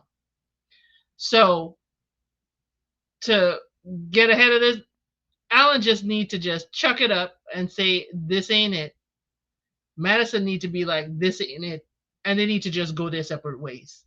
It ain't gonna work, especially with her showing him up and she's not covering him. She's making him do things to be out here to embarrass himself on television. It's not a good look. Oh, Sid, I missed it. What did Camille cook? Did she make fried chicken and collard greens? And candy She yam? made ground beef, and I didn't see no seasoning on the counter. Remember, she was doing meal prep. Remember, she was doing that meal prep. No, she was trying not to go there. That sounds very swagless. That's a swagless meal if I ever see one. Ground beef. Was she making hamburger helper? Yeah, right. She better be frying some chicken, making some, chicken fried steak. It looked like ground turkey. She ain't even put no oil on it to like juice that thing up. She ain't put no Worcestershire sauce on it. Elsie said we wasn't gonna go there. Kojo. We wasn't gonna go there. Latoya. Was she leaning into her black culture? What kind of meal is this? Latoya, this is called I don't want to go there, but my friend Sean knows I want to go there, and he just opened the door. That's all this is. Yeah. I think the reason why, just like similar to David, I don't think that Allan thinks that he could do better than Madison. That's why I think he's still in it. If he knew how amazing he was, he would he ain't gonna have no problem either after this show. But that's the real issue. He does not think he can do better than her. And he's right. What? You saying he can't do any better, Kojo? Not you. That's I'm just kidding. I'm not. Because he can. No, he can do much better. if the values align and the things and line up, the the belief systems, he can definitely get that. Yeah. As maybe as good looking as he thinks that she is, yeah, he gonna struggle. Okay, he gonna struggle. Okay, so he better stay in it, stick in it. Okay, because you ain't gonna get it.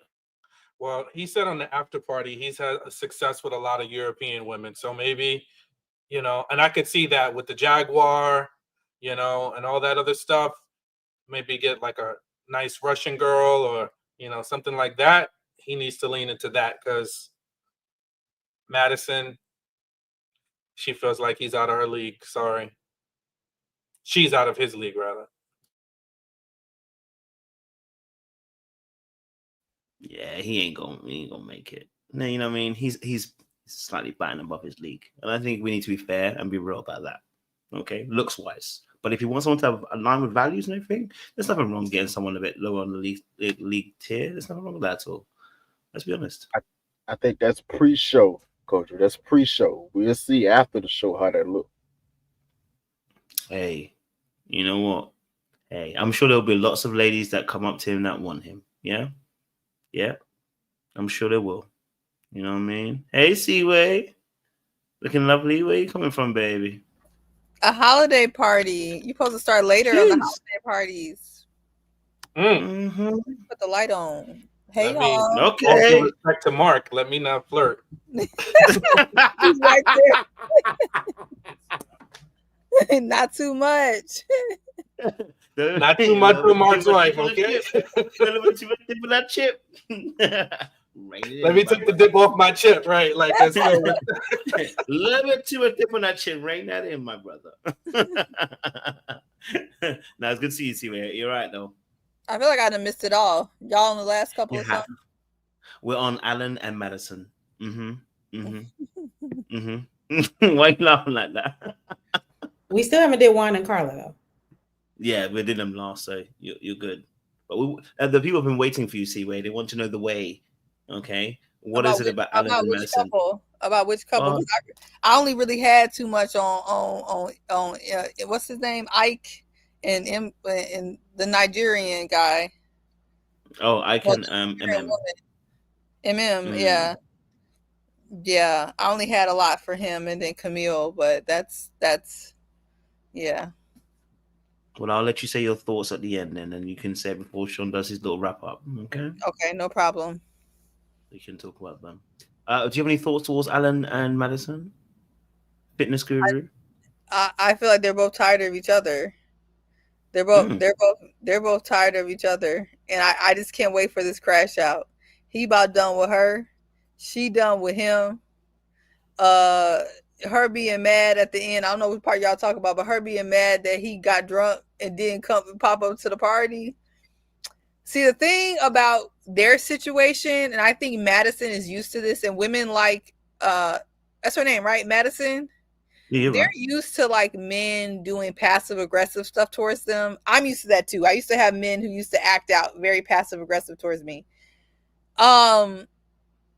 He is about to be her worst, like her biggest downfall, because what he's about to do is literally make her pay for all of the shenanigans that she got going on. It's just a matter of time. It's just literally a matter. And the thing is, she's so self-aware. She knows this is coming. She keeps saying, like, I'm used to men who do this to me, who got a problem with me, who build up ammunition. It's coming.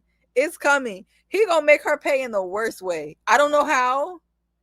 I don't know what he's gonna do. I feel like maybe he's gonna be part of like the cheating committee, the wife swap committee. I don't know if he's gonna be a part of that. But he hates her. So something bad is happening. It's gonna happen, Kojo. Something bad is gonna happen. Well, she does say it. I think the preview said that next week. She said something like he was being petty or something, and he said, "Yeah, no, he retaliated." So he's already started, my friend. He's a petty. He's a petty patty. He's actually really what sassy is all about. It's not about being gay. I feel like people keep thinking sassy is being gay. It has nothing to do with that. You think Allan is sassy? Oh, you talking? Oh, he's gonna get sassy, but it's not in your traditional sense. It's not in the way that people think. He's about to be very underhanded, very sassy. It's coming. People think sassy is Ike. That's overtly sassy. You get what I mean? Like all that stuff he doing, that's overtly sassy. But being underhanded is also a form of being sassy. And it's coming. Remember what I said at the beginning of this episode? Now Remember there's what I a said? sassy spectrum. Remember what I said? Spectrum Remember now. what I said? Wait, what Trey say? He said the sass word is equivalent to the aggressive word. So that's what he said. Oh, it is. I can see that. That's fair. You know, because men don't want to Mhm. be called sassy. Women don't want to be called aggressive. But men are also sassy and women are also aggressive. That's the problem. People don't want to be called stuff they actually are. If I'm being aggressive, then I'm aggressive. Now, does it have undertones? Sure. But if a man is being sassy, they're being sassy. Does it have undertones? Sure. You know what I'm saying? Like, how am I going to be, if I run up on Sean and be like, run up, get done up, Sean. Don't play with me. Woo, woo, you know where I'm from. And he says, you're being aggressive. Don't call a black woman aggressive. I'm being aggressive. That's literally what I'm being. Now, was it fair for Ike to call Emem aggressive for touching his hand? No. No. That was just weird. That was just weird. You're basically saying she's being forward. He's using the wrong words. I mean, like she's initiating, I guess, like their level of intimacy. I think using the word aggressive in that context was bizarre, to be honest. I just think Allan is giving small penis. Oh! And honestly, you just confirmed it when you said, "Oh, the European women really like him." This is a dead giveaway right here. He wore them broccoli draws them first night. She ain't see nothing in there. Oh, because she did see it, right? Well, he had the broccoli underwear. What's wrong with Kojo? Please stop.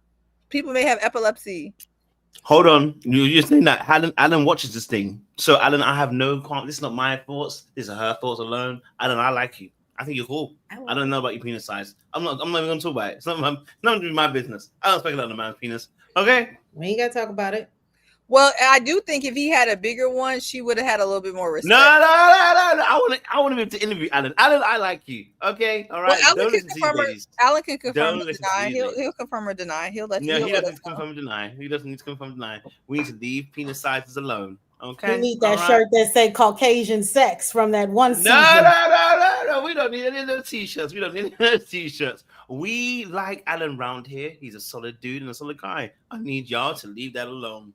Okay. But Allan is probably just like a regular white dude. I mean, I think on average the white dudes are like below average compared to most people. So that's an after chat. That's an after dark. Y'all who mess with white men, let me know. I've never seen one. No, that's an after dark talk conversation. Y'all want to have that kind of conversation? That's for the 100 Club. This ain't for this conversation. We gonna stay PG around here. You know what I'm saying? We'll talk later, Seaway. We'll talk later. Thank you. Yeah, I never seen one. Damn. Allan, if you're watching this, Allan, I just want to let you know, listen, these are not my thoughts. I don't think like this, all right? But we do encourage freeness of thought near here. So if you do have any complaints, do submit them to HR. I will take them on board and I will happily pass them on to the regular people that are in front of you right now, which is Seaway and Latoya. Personally, it's nothing to do with me, okay? But Seaway and Latoya didn't say we know anything. We were just giving out. No. You ain't gonna get out of it now. No. The tape and the evidence is right there. I like you, Allan. Not for me. I really don't know. I was just saying. I was actually going to defend him. I never want you to defend me. Don't you ever defend me, Seaway. Don't you ever defend me. I'm going to defend me. It's Sagittarius season, so we got a rep in our season. I get 1 month. It is Sagittarius season. I don't want you to ever defend me. If they tell me that Seaway defended me, I'm gonna be like, hey.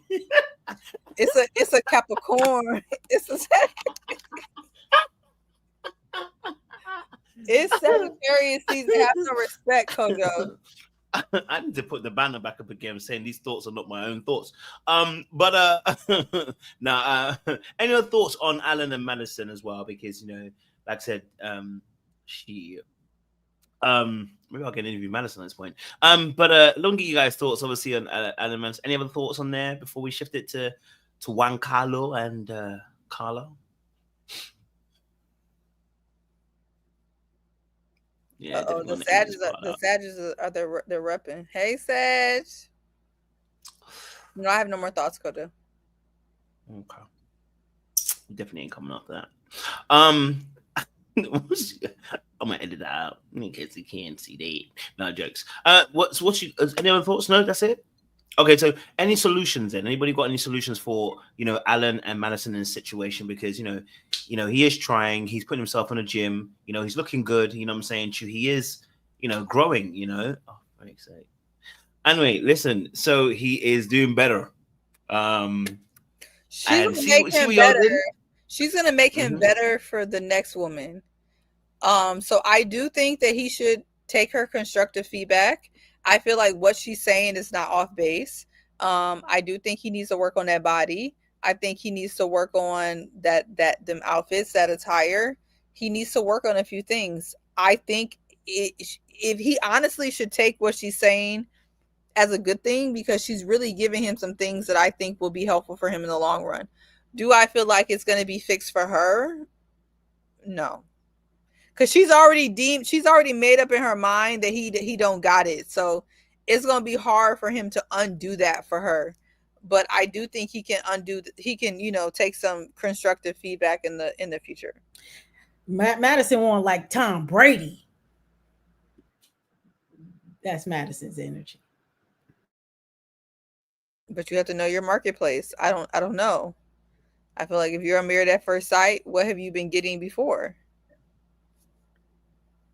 Yeah, I don't think it's constructive criticism. I think it's just criticism coming from a nasty place because she thinks that she's a baddie and she needs to be humble. She's not in her tax bracket as well. I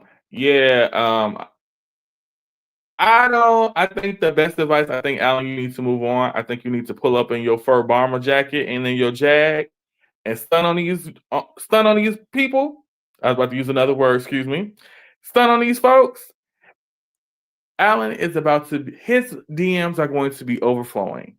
Allan is going to be on Lake Michigan swimming in women. Literally. Why? Why?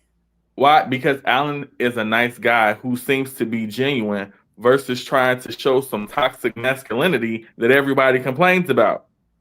Well, there's a lot of nice men who look like Allan in Chicago. And they're waiting on the nice young ladies, unlike Madison. I don't know. I feel like there's like a white man like Allan's a dime a dozen in Chicago. I'm sorry. Like maybe if he was black and like for black women, yeah, I would say that. But for like a regular looking white man,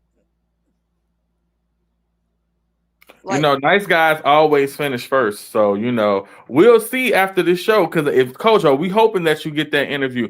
I bet money Allan is going to have an abundance of women of all different races, ethnicities, everything in them DMs. Allan seems like he got a little bit of bag. Allan got a personality. Allan like rap music.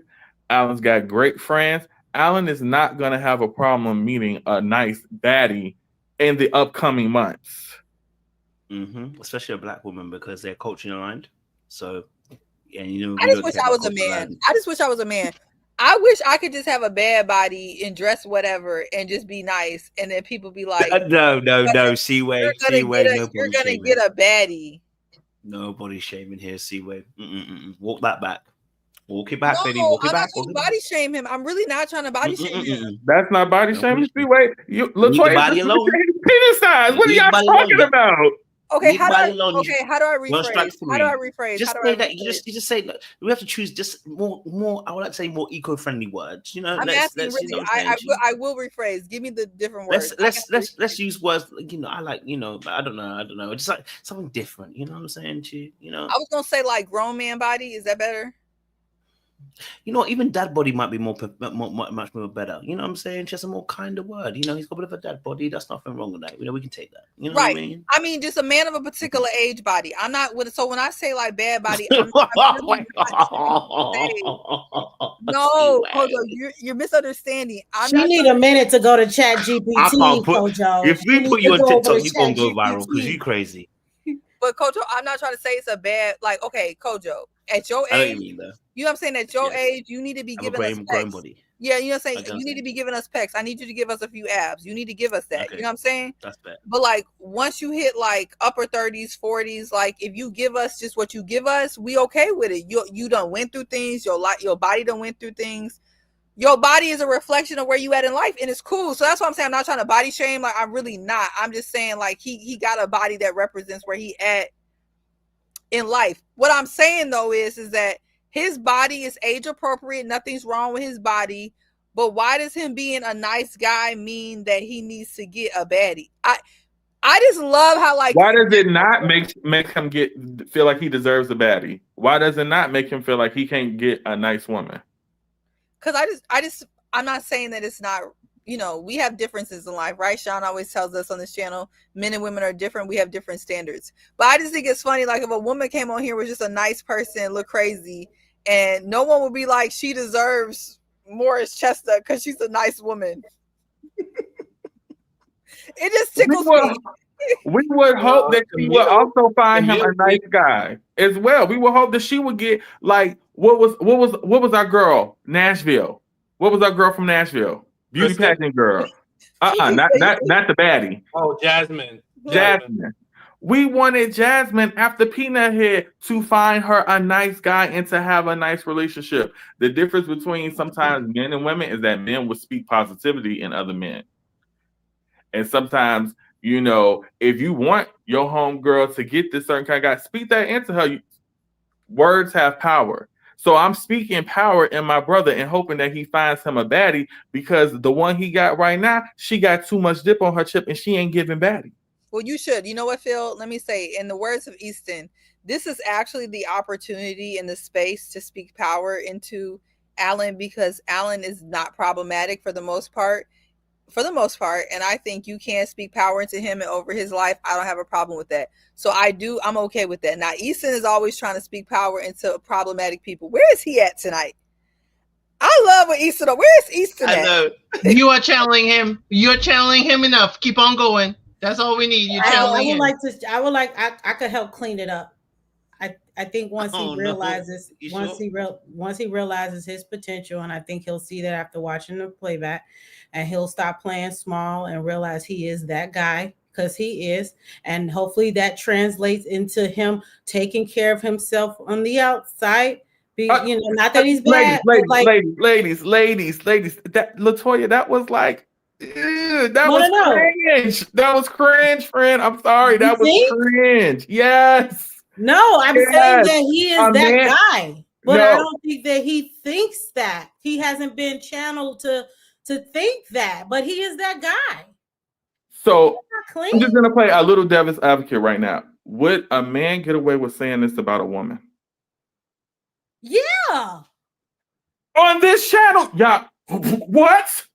He's that guy. He's good. He's a kind man. He got the money. Once he walks around realizing he can get better than Madison, it's a wrap.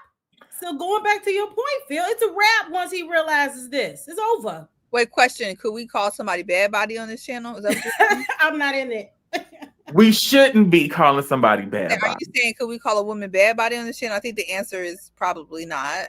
Only the ladies can do that. I mean, I think women have called other women bad body, but y'all can't call women bad body. But we shouldn't be calling anybody bad body. Just because he's a man, that doesn't mean that he doesn't care about his appearance. And contrary to the thought, men do care about their appearance. A man wants to be found attractive by the woman he's interested in. Well, I actually feel like a lot of men are very much so okay with being bad body. You'd be really surprised at the men 35 plus that walk around bad body and don't care. And he should never wore them broccoli underwear on the first night. Like, actually, like, very much so don't care that they bad body. Let it go, ladies. Let it go. I mean, I'm just saying, like, I mean, and I think a lot of women at a certain point don't care if they bad body. Like, I just realized they do. Body is okay. It's okay. It's fine. They care. They care. See where they care. Y'all terrible. Okay, because y'all know what you're doing. Okay. Okay. We gonna leave Allan. Okay, because I like Phil is right. No, we're not allowed to. We will not be. We cannot talk about women in that way. You're right. He gonna come out with abs and chest and arms the way you are walking out here. Okay, all right. And the sister's gonna want him. Don't you worry. I like Phil though. I like Phil. He's cool. Who? I mean Allan. We're talking about Phil. I like Allan. Now I got the body. Now I got the bad body in a small team. So now that's what you're trying to put on me, right? So now you're trying to diss me, and I thought you We've looked been so on for pretty. too Like, long. We've now been you on trying for to too diss me. long. This is why we have a 3-hour Right. limit, because Not this too is the kind of much, stuff not that too much happens. dip on your chip for Dip on the Phil, 'cause he's chip, in Chicago please. tonight. And he's like, let me find out Phil bad body, so that's why he going hard for Allan. We are on Juan. And See, on I was about to be Carla. real inappropriate. No, I was gonna be. butchered that, man. Uh-oh, I Phil like about to Allan. say something.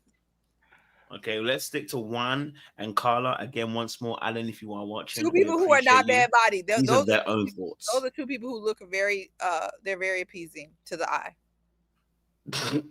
But it ain't got them nowhere. Go ahead. Okay, I'm ready for everybody's think pieces on Juan and Carla. I would like. What to are your go real on. thoughts on it? Yes. I'm gonna leave his body alone, okay? Yeah, no. I really felt for Carla in this episode because it just seems to be a mismatch with in terms of emotionally availability. Juan seems like he wants an assistant. He doesn't want to be emotionally available, and he also wants to go 50-50. Like, I just don't know what is the benefit of being with Juan. I just don't know. As far as Carla, okay, I get it. A homegirl didn't have her apartment. It is a little sketchy because you could definitely go month to month, you know. So I don't know why she traded out the month to month to the storage. That's definitely a question, but like, you know, it just seems like after I guess she kind of snapped on him, he's kind of checked out.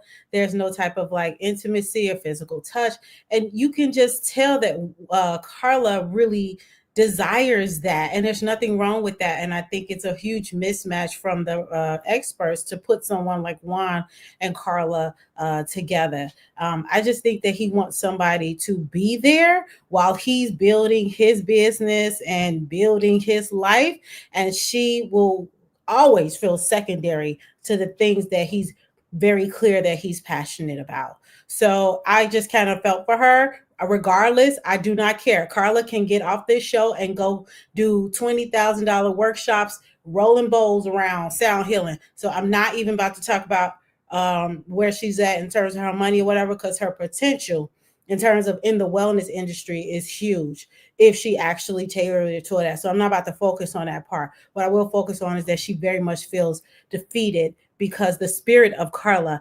and the great things about her that I think a lot of us need to really put into practice more, just having a better belief about life and what you can achieve and thinking in an abundance mindset. Juan just ain't that. And so I just think she's over it. So that's that. Yeah. Carla don't have the greatest personality. Carla is a Debbie Downer. I do think Juan, somebody mentioned last week that Juan was passive aggressive. Juan is definitely passive aggressive. Juan throw little digs out with a smile, but he still be trying to clown Carla like Carla dirty, Carla don't clean up. The previews for next week shows the real issue. Juan isn't physically attracted. He said it. I think it's just not a match. I think Juan is not perfect. I think Carla is a little bit of a Debbie Downer. Her not having an apartment. Definitely got a lot of questions for that one. But he says it last week, like, I'm not physically attracted, so I can't wait for next week.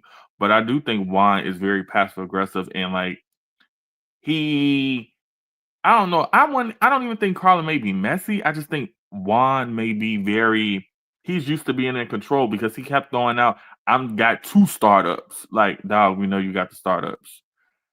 He's just not into her. That's just that.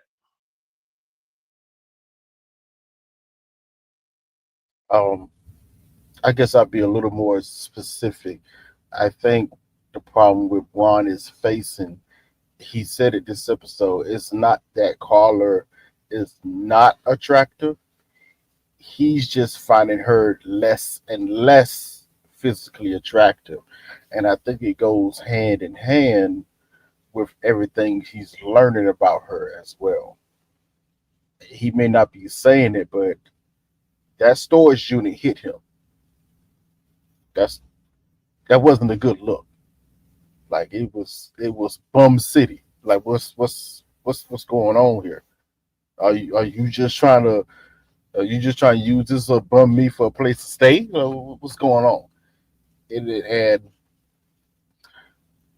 I hate to say it this way, Carla came off one way as a very independent woman about her business, this and that and third. The more it seemed like Juan is getting to know her, the less and less that is. So it's looking a little. He's looking iffy at her. She ain't what she presented in the beginning, and he's getting less and less attracted to her. But honestly, that's okay. It's just not a match. His problem is he's trying to be nice about it because, as we said earlier, like a lot of people's doing, they care about their image and how they're being presented and how they're coming off.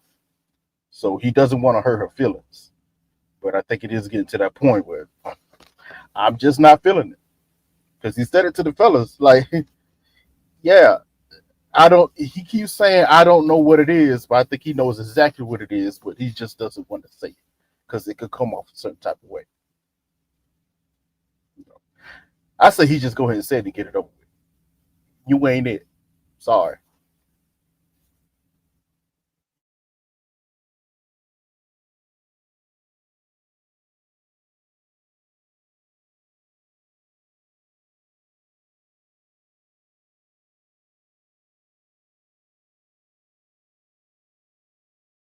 Is somebody gonna go? I was gonna say, don't be silent now. This is Sean's girlfriend. That's right. You know, No why shade. you want to draw me out? Defend.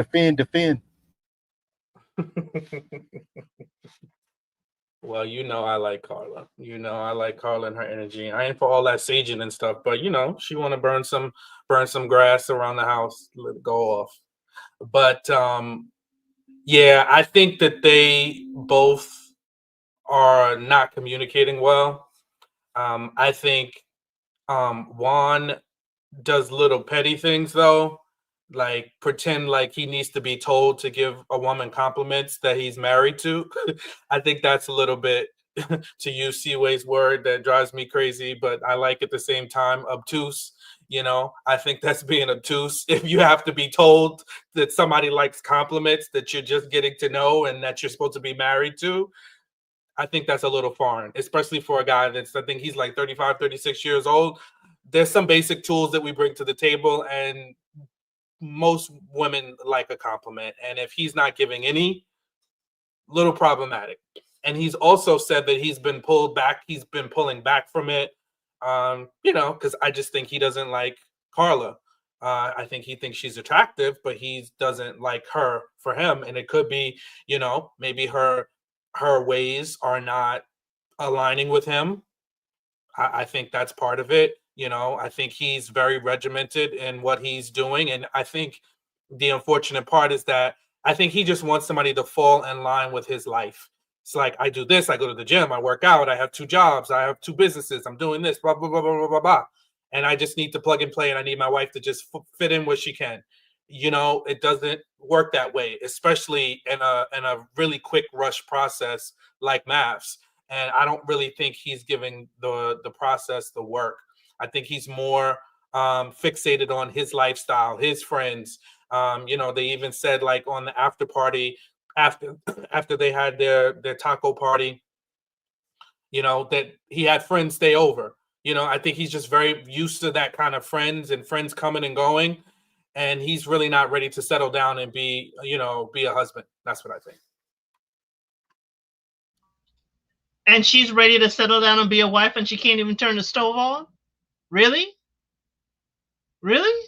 Does turning the stove on mean that you're a wife? Posted? No. Absolutely. It does not mean Especially with that. Sean's bro. It does not mean that, but it's certainly a basic life skill. Turn the stove on. You wasn't saying that for Nick and his inability to make that pasta. That's why I said it. Niggas get on Nick that time. Inability to make the pasta was being beaten over his head with Hannah. Come on now. Do you understand why Nick went to the refrigerator to look? Well, we could talk about Nick and we could go further with Nick. We could go further with Nick, but we're talking about Carla. I know Sean likes to razzle dazzle for Carla. I know he does, but Carla, you know, Juan also saying that Juan is passive aggressive, and he's also putting out stuff for what living with Carla is like. Hair all over the bathroom and all that stuff. But the maps figure, hey, Carla's looking for a place to stay. Juan needs somebody live in and do chores. It's a match. They both shouldn't have been matched with each other. Carla also says in the after party that whenever she gets close to Juan, she feels like she's hugging up on her cousin. So clearly, Carla isn't dating Juans of the world. So I'm wondering if she told the experts that this isn't really her deal. She didn't want a Juan or a Juan appearance that looks like her cousin. So for them, yes, they should just park it up. We're just going to ride out these 8 weeks and keep it pushing. Juan doesn't have time for her or time to compliment her. He forgets about her. And she needs the physical affection he's just not providing. So they just need to part ways and keep it pushing.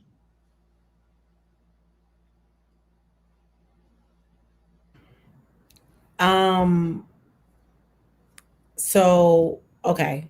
I just stayed at friend's house for like 3 days, and it's a gay couple, and one is a stay-at-home husband.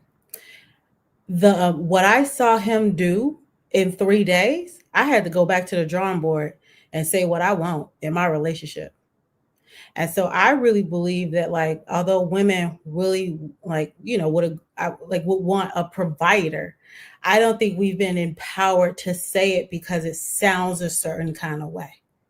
I'm gonna tell you one thing. After I stayed at this man's house and I got all the homemade food for 3 days, and he went out in the lawn or his 9.6 acres with his new tractor that his husband got him, and like made the dinner and the breakfast and the coffee and everything. I mean, I was a queen. I said, I'm not asking correctly. I'm not saying it with my chest. And so if Carla really wants a provider, I believe she can have that, but she needs to say that with her chest and like that be what it is. And I just think a lot of women out here who are trying to front like they don't want a provider out here, you need to say that with your chest, because it's men out here who ready to provide. That's what I just saw. I'm definitely about to rearrange my goals. And so I think that like we're playing nice because we're not really leaning into like the life that will really fulfill us. And even though she's saying that, like, no, it should have looked a lot different so that she can move towards a more suitable man. Again, I will still just say the same thing I say about him. I don't think that he's ready for a relationship. He's ready for an assistant. So yeah, that's that.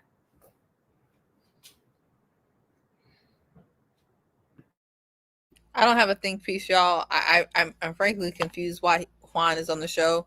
I don't know if he's a part of the community or not. I don't know if he's looking for a friend or a housemate or not. I don't know what Juan's deal is, but it is weird energy.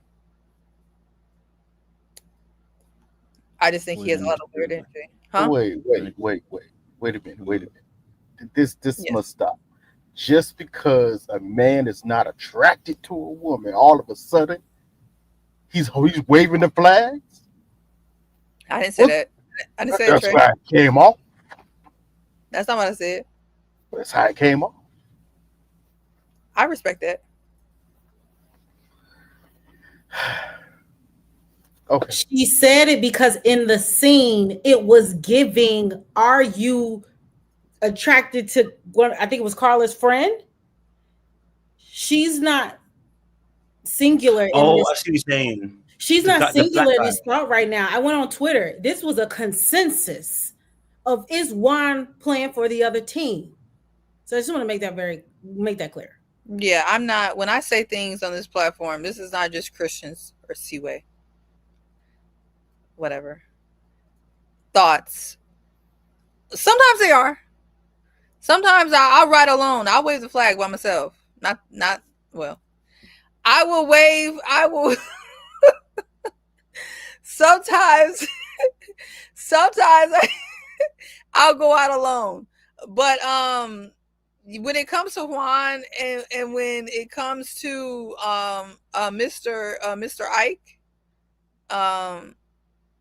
there's questions that need to be asked just about their demeanor in general. A man doesn't have to be attracted to a woman, every woman, even if they're attractive, but some of his mannerisms, and not in the traditional sense, just make people want to ask him questions. That's all. He really just doesn't seem like he's interested in women. I'm not saying that he's interested in men, but what I'm saying is he does not seem like he's interested in women in a romantic sense.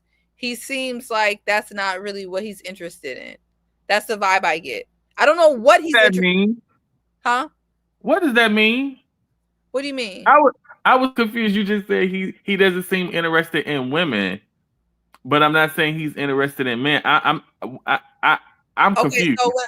So when I say that, I haven't seen anything that makes me to believe that he's interested in men. He hasn't done anything to make me feel like he's interested in men. He just seems like he's not interested in what women typically bring to the table. He doesn't seem like he's interested in women. He's not looking for a romantic relationship. I frankly don't, with a woman, I don't know what he came on this show for.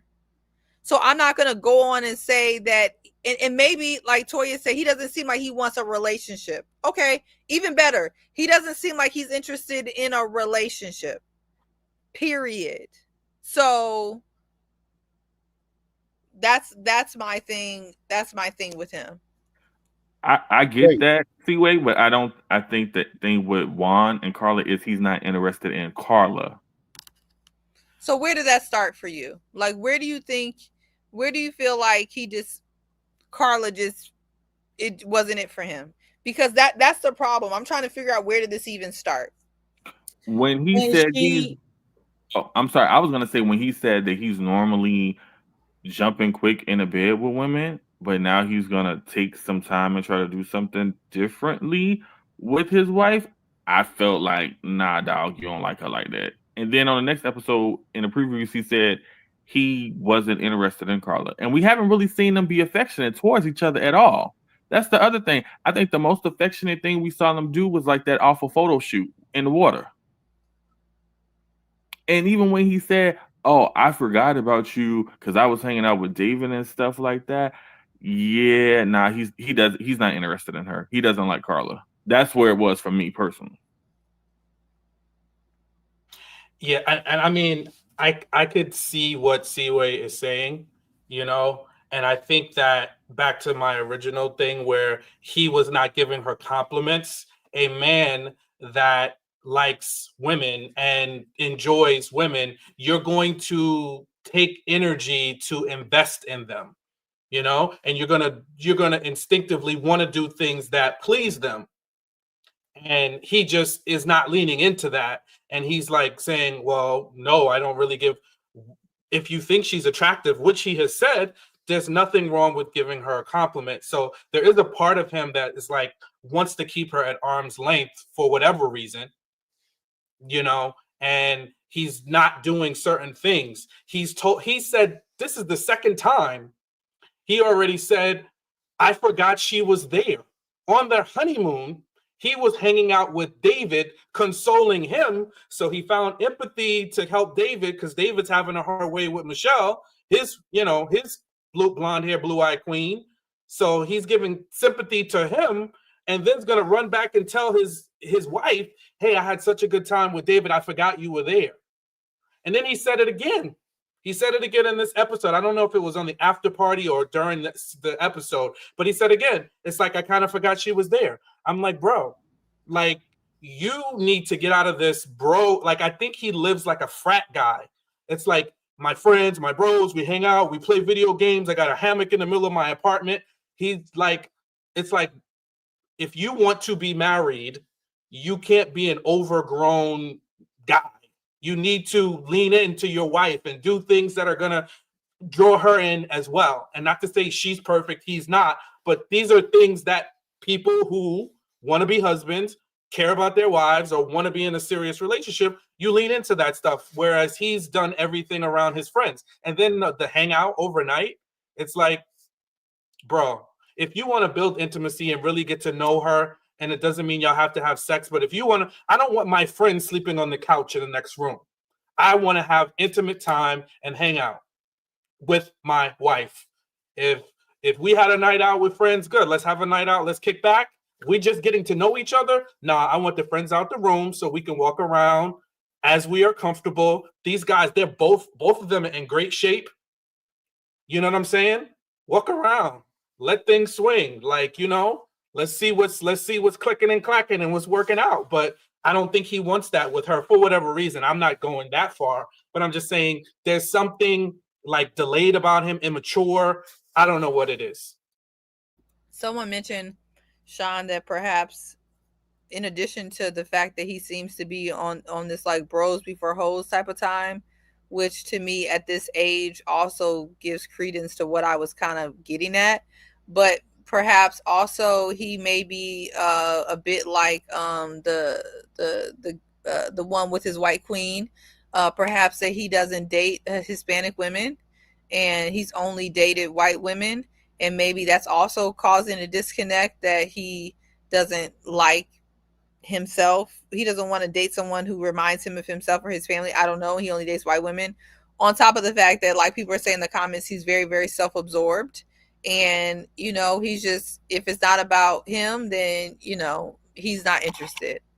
I mean, I'm not going to dissect what his problem is. All I know is it's bigger than he's not just attracted to Carla. To me, that's low-hanging fruit. We can end the conversation there if people would like. But to me, it's beyond that. He's not attracted to Carla. Okay, but why? And frankly, I don't even care why, to be honest. Whatever. But go ahead. One of the things that I've been coming into issues with as a single woman who's been back trying to date for like 3 weeks and about to stop. Okay, well, no, stopped. Is that I see men, they say they want something, but they're not really willing to sacrifice to get it. And, you know, definition of sacrifice is like, you know, you trade one thing that's already great for something greater. And I feel like, you know, men, so not all, but just what I've just been seeing is that like, they aren't really understanding it. Like you know, you find your wife, you find a good thing, you guys are building, but that doesn't mean that you completely are abandoning your family or your career interests or your autonomy. But it's understanding that like this thing now is priority. And like, I'm not about to keep hearing about everything else that's important to you. And then you want me to like be around for it. Like, I'm not going to do it. I'm exiting stage left. And so I really just feel like Carla, had she not been on this show, she would have just exited stage left already. That's really what it is. I think it looks like she's so exhausted from having to still do this, when I think she would have really walked away quicker. So I just want to say that. The other thing I want to say is that, not that I'm calling Juan a part of the alphabet committee, I'm really not, but I also am just saying that it's 2024 and we're about to go in 2025. Like, if we're not asking these questions and getting open answers back and without judgment, then I don't know, because I know I'm not passing go unless I check it out and ask you some questions. So that's just the way I feel about it. And you're gonna have to deal. And if you don't, then, you know, hey, I'm gonna take it how I'm gonna take it. But yeah, he has been showing more emotional availability towards the men. And then the scene where, you know, the whole audience was wondering, is he a part of the alphabet crew? Like, is valid.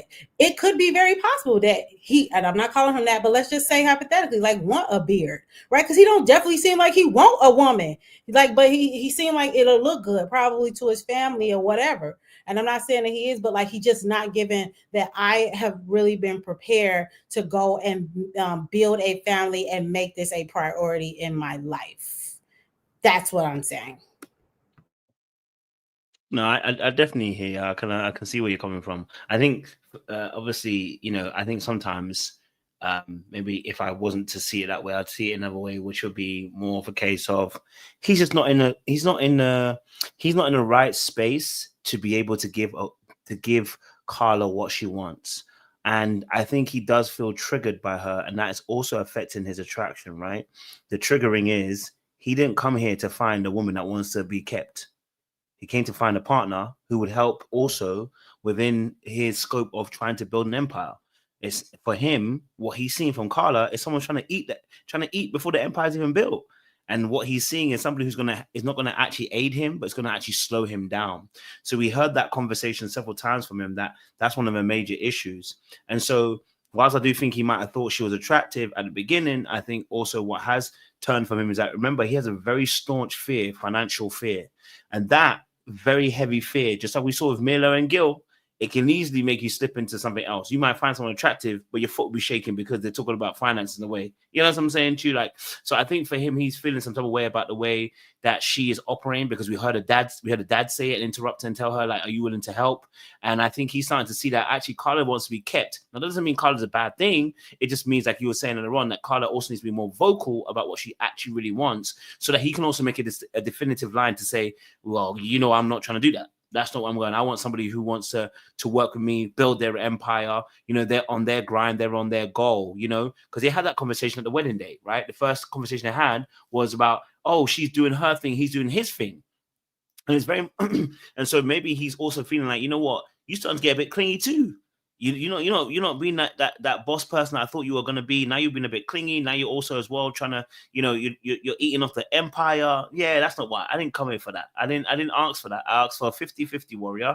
And I don't mean that in that way of 50-50, but in sense of you pulling your own weight, right? Because when I'm not there yet, right? And so he may be feeling like he's drowning underneath the expectations. And what he's doing is he's actually silently protesting. That he's like, you're not telling me directly that you want a provider, but your behavior is giving me you want a provider.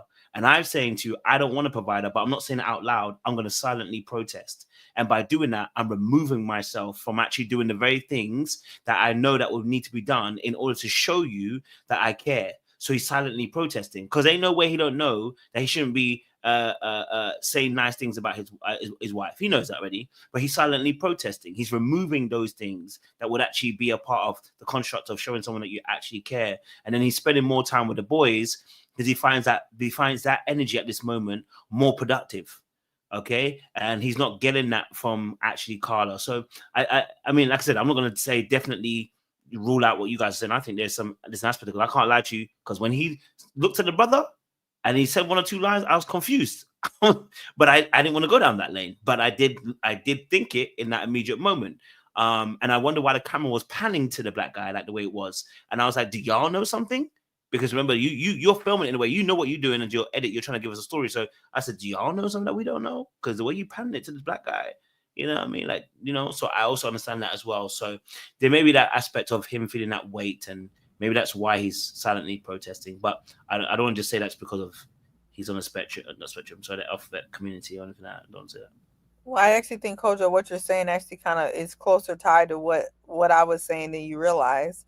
And I know I may get some pushback on this, but I've noticed that a lot of people who are, you know, very much so into women, despite their financial ability, they seem to have a natural, innate kind of desire to try to take care of their woman. And I'm not saying take care, like pay all their bills, you know, like within the tax bracket and the situation that they're able, in the confines that they're able to do it. I just noticed that a man he tries to do, and this is not even just for romantic situations. I'm even talking about like my friends, my male friends, like whether it be, look, even when I had that situation in Atlanta a couple years ago, y'all know what happened in that, in the whatever. What did you do, Kojo? You cheap as hell, but you was like, I got it. Go ahead. You know what I mean?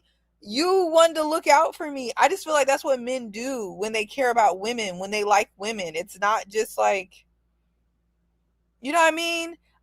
I've noticed that the men that push the 50-50 stuff, and you got to take care of yourself, and I can only worry about me, and it's not I'm not saying it's always like this, but it seems to be, I don't know, it seems to go along with certain things when you come out the gate. And I'm not saying that Carla probably didn't like kind of concern him with that, especially when he knows like his limitations, but he just doesn't seem like he has any interest in taking care of women, period. And I think if there's a study to be done, I feel like people would they would see something there. I was not trying to be backhanded.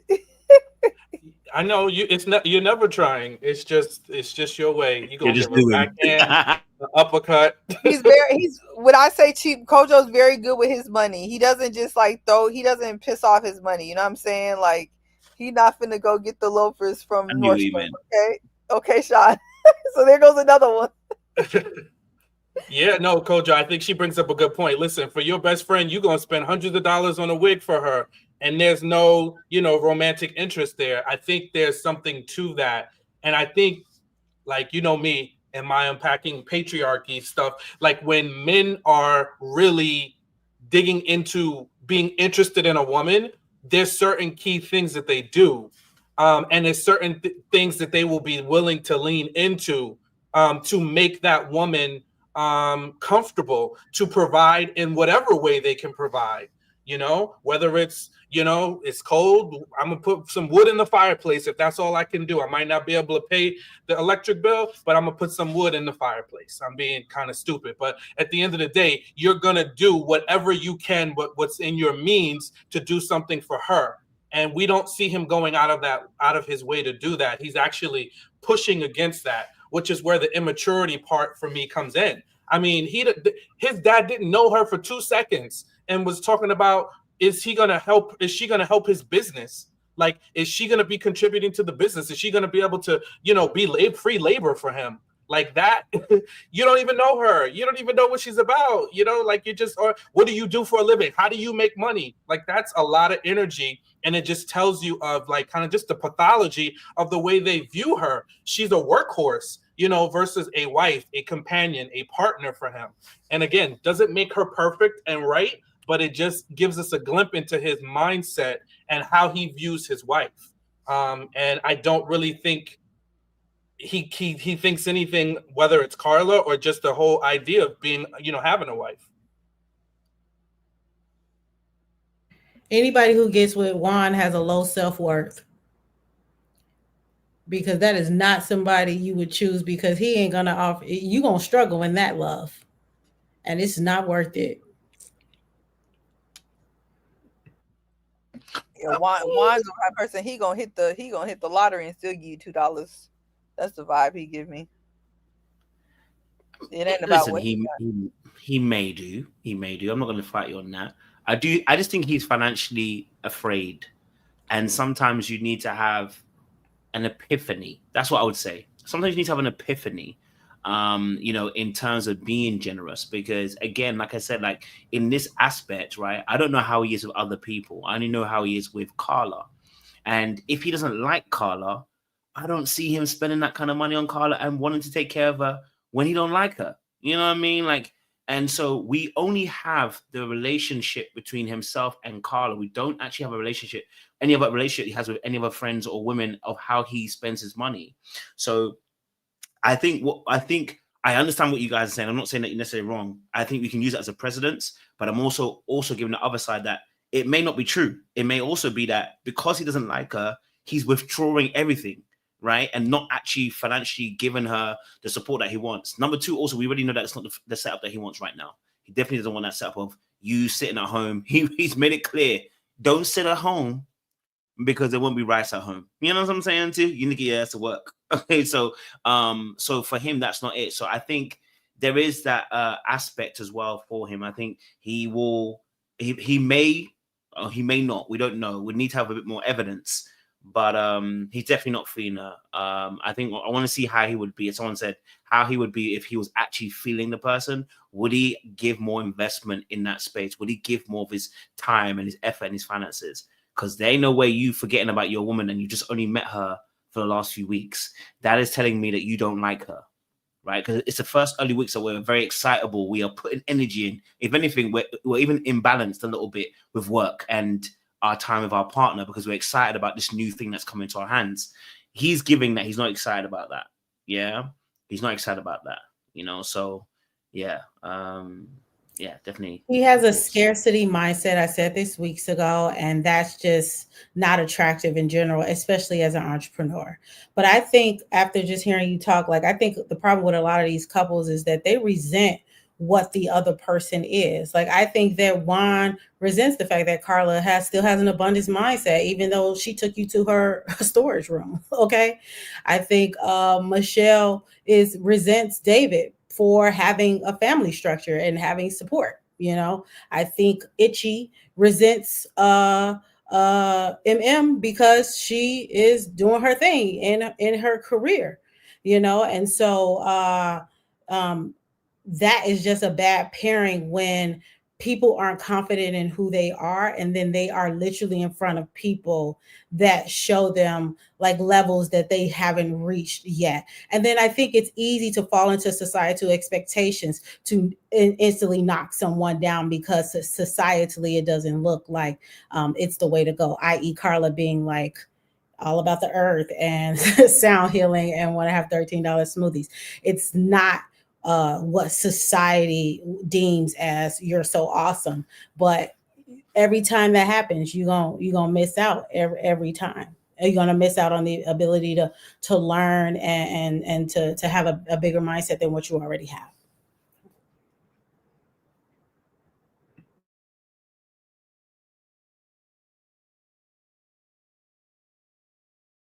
Cool. All right. Cool.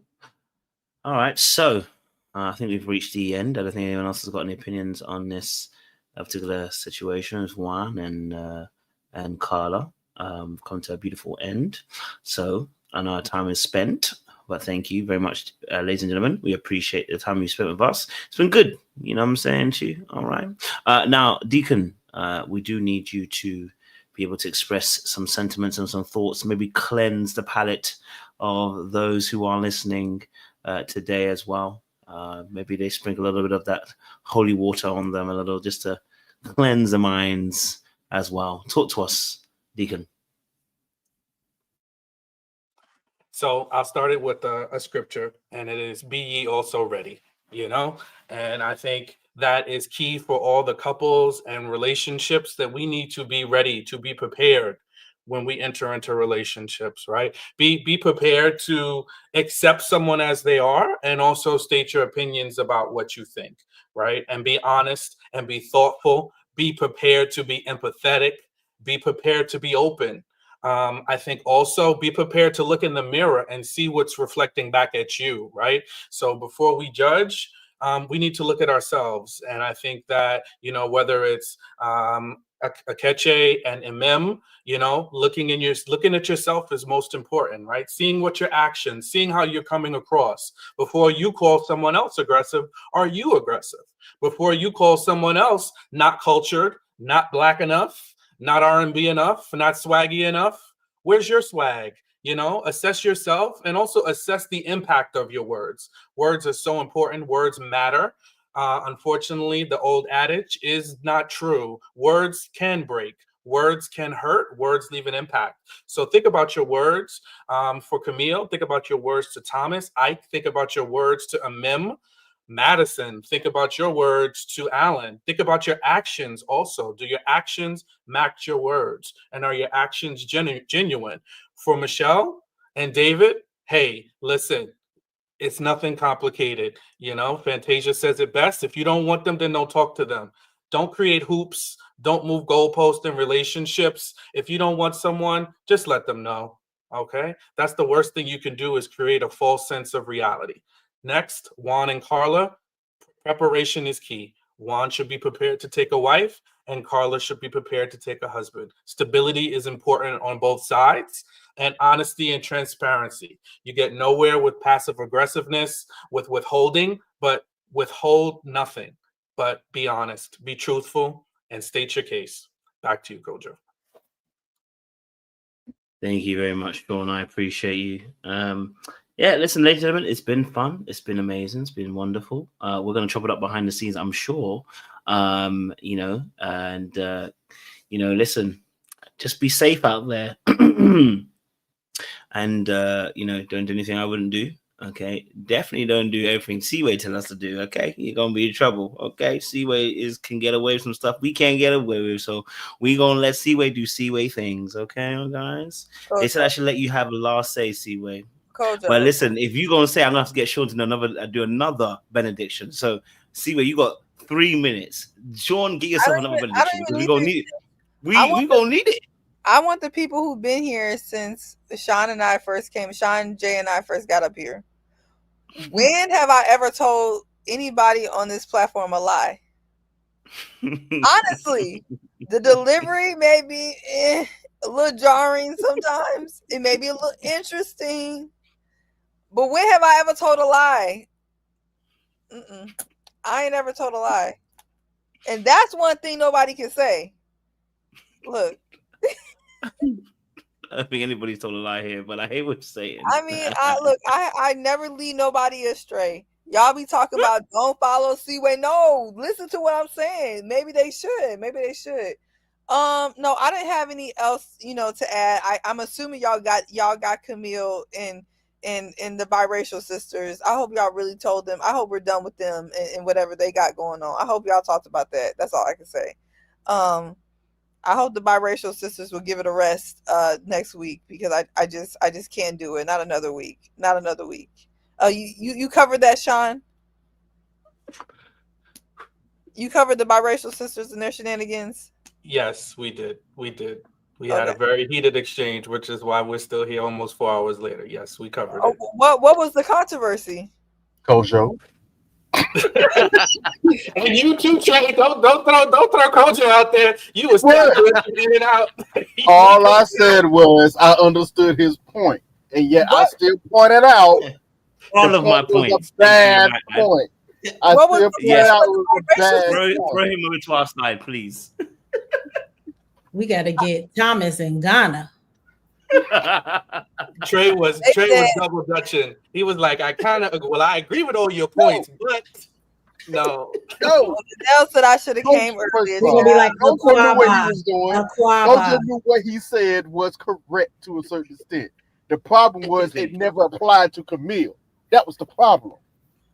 That's the only thing I pointed out. It never applied to Camille. And that don't tap dance now. Use on my side, Trey. Okay, all right. I said your points is correct. They don't want you. It doesn't apply to Camille. Okay, well then can we all agree that we want the biracial sisters to wrap this up by tomorrow? I mean, at least I hope we can agree to that. Like, I just need them to wrap this up. They should continue going. We do. They should continue going. Important discussions that need to be had. Oh, you don't think they should wrap this up? Yeah, don't Kojo. think Kojo. He's playing Easton's role tonight on this one. Oh, okay. Yeah. Oh, he tried to give people grace like Easton do? Is that what he's He was fighting hard for it. He wants grace for Camille. He understands exactly where she's coming from, and she has every right. So I don't understand crap, and I'm really glad every single time. What's his name? David. What's his name? Thomas. I gave him David. I don't know where I'm getting that name from. That's right. Call him David because you know what like I was really glad that Thomas be getting her together to talk about you don't act no different than me. Oh, he got her. He got her together. He reads her down without even trying because she thinks she want to be Angela Davis so effing bad. I'm really glad that her and her sister.